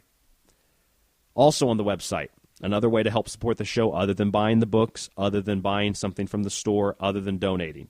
And the big things to help us the most would be buying the books or just simply donating. Most of you download the show every week anyway. Now you got 2 shows a week. That's 8 shows a month, 3 hours each. Please send us a couple of dollars here or there. The other tab we have up is the Pro Pure Water Filtration tab from the secretteachings.info, the shop. You'll see it at the top of the page, the Pro Pure Water Filtration tab. If you click on this tab, you will see a list of some articles I have posted in a description of these water filters relating to fluoride, glyphosates, pharmaceuticals in our water. Tells you a little bit about the Pro Pure. There's different images on here so you can see the different types they have. They also have shower filters, and the lab tests are up on the website. Shows you what is taken out of the water through these filtering systems. And these filters the shower filter lasts at least a year. The water filters, depending on how often you actually refill them, last anywhere from 6 to 7 to 8 months, maybe even longer. Again, it depends on how long you use them. And replacement filters aren't that much money. All purchases from there go to supporting the Secret Teachings as well, and you can also purify your water. Last thing I didn't get a chance to get to, I got this. This was sent to me by Mondi Green, a listener of the program, from the Daily Mail. Man has been polluting Earth since the Middle Paleolithic. Heavy metal contamination caused by Neanderthal fire dates back at least 40,000 years. Wow. This reminds me of when they said Neanderthal fire was basically the cause for global warming at the time. Then they said during the Middle Ages, it was fires that were caused by wars that were. It's just that caused the Middle Ages to be warmer then than it is now, like 800 AD, to be warmer then than it is now. It's just insanity. The article says high levels of copper, lead, nickel, and zinc were caused by fires in caves. Let me explain something to you. Even if how many thousands of Neanderthals existed at any given time, and they all lit a fire at the same time and let it burn for years, it would not put as many heavy metals into the atmosphere as one day of geoengineering. Okay? And I'm being very conservative with that. That article will be linked up at thesecretteachings.info. Thank you, Mondi. Thank you, Adana, for the suggestion. We should next week have Richard Spence. We'll be talking about Aleister Crowley and MI6. And then we'll also be doing, I know Adana wanted this, we'll be doing the Label Show. And a lot of listeners wanted this. We'll be doing the Label Show. Labels at the store. We'll be playing some YouTube videos. All of that information will be linked up at thesecretteachings.info. You'll also be able to find it at latenightinthemidlands.com. So go to thesecretteachings.info. We've got the books there. We've got the donation tab there. We've got ways in which you can support the show through the shop. And also, if you're looking to buy a water filtration system and you want one that works, I have one. There's a picture of me with my water filter system on the website. Go on there. Look at what they have. Shower filters, water filters. Get a filter and start purifying your water today. That's at thesecretteachings.info. For all of you out there who support the show, thank you so much. And if you don't financially support us in any way, but you still send the show out in links or you send us news articles, thank you just the same. We're all in this together. Nobody's any better than anybody else. I'm not sitting on a pedestal. I do what I tell you and suggest to you that you should do in terms of food. This is an example of what I do in terms of water. I've had people ask me, how do you purify your water? Here's an example, and now we have an affiliation with them. Things are really growing here at The Secret Teachings. If you want this to continue to get even better and more interactive, we will be going live very soon. We're still working out the kinks. Go to thesecretteachings.info, click the donation tab. On the program today, Leo Zagami, author of Pope Francis, the Last Pope, ? We also talked a little bit of news in the first segment. And in the last segment, if you missed it, we talked about occult sacrifice, the reasons in which underground crypts representing the womb are used for sacrifices of children, because this is the greatest insult to the life-giving abilities of the mother. We need to bring back the goddess into the equation, ladies and gentlemen, in order to bring back balance to the force, to bring back balance to the yin and the yang, to bring back balance to this world. I'm your host, Ryan Gable. TheSecretTeachings.info is the website, and we'll be back next week. Stay tuned.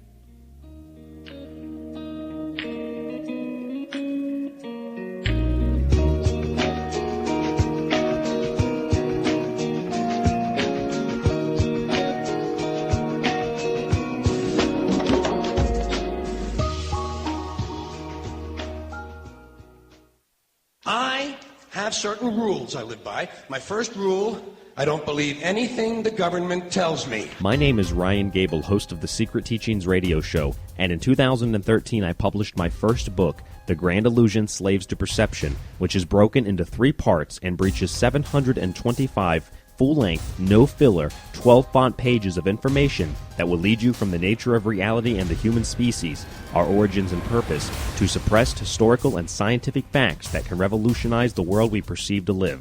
The book details how our planet is being terraformed, perhaps by extraterrestrials, through chemtrails, poisoned food, and the genetic modification of crops and nature. The content then flows through a history of finance, a form of modern-day slavery, and leads us into the detailed arena of occultism through secret societies, symbols, and mass satanic sacrifices from September 11th to the 2012 London Olympics. It provides highly unique points of view on the paranormal, political issues, health and vaccines, and weaves together hundreds of families linked by blood throughout the few corporations that control the world. If you want an in-depth but easy-to-understand book for both novices and experts alike, The Grand Illusion, Slaves to Perception is the book you want.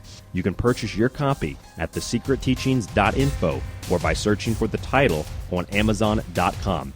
Every purchase goes to supporting one of the last true forms of conscious, unbiased forms of expression. That's The Grand Illusion, Slaves to Perception from thesecretteachings.info or Amazon.com. As we move to expand and grow the Secret Teachings radio show and the website, thesecretteachings.info, with videos, the free show archive, and much more, we need your support. Please consider donating a few dollars a month, especially if you already enjoy free access to our archive of full-length shows. Visit thesecretteachings.info and click the PayPal tab at the top right of the page. I'm Ryan Gable, host of The Secret Teachings, and we can't do this without your support. Please visit thesecretteachings.info and click the PayPal tab.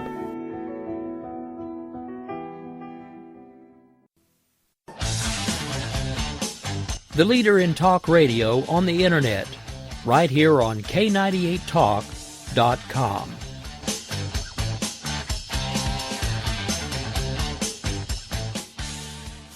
When our water heater broke down last month, it was a nightmare. It took 5 hours for the plumber to show up, and he charged us a couple of $100 just to come out. And then it cost another $1,800 to put in the new water heater. By the time it was all said and done, I felt like I'd been taken. But what else could I do? The smartest thing you can do is get a home warranty from American Residential Warranty. Their home warranties pay to repair or replace all your major appliances when they break, and they will break, and at the worst possible time. Call American Residential Warranty right now for free information on home warranties starting at just pennies a day. Don't wait for your refrigerator to stop running or your ceiling fans to stop turning. Call American Residential Warranty right now. Ask how you can save up to 50% on washer and dryer coverage. Just call 1-800-513-6154. That's 1-800-513-6154. Again, 1-800-513-6154. Call now.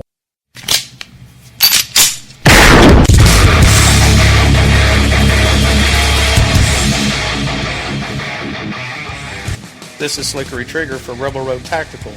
With proper care and feeding, your pistol will be ready when you need it, there to save your life. Shouldn't your gear be that good? Whether you need a holster for comfortable everyday carry or a tough-as-nails holster for your next training course, Rebel Road Tactical has what you need. Check us out on the web at rebelroadtactical.com.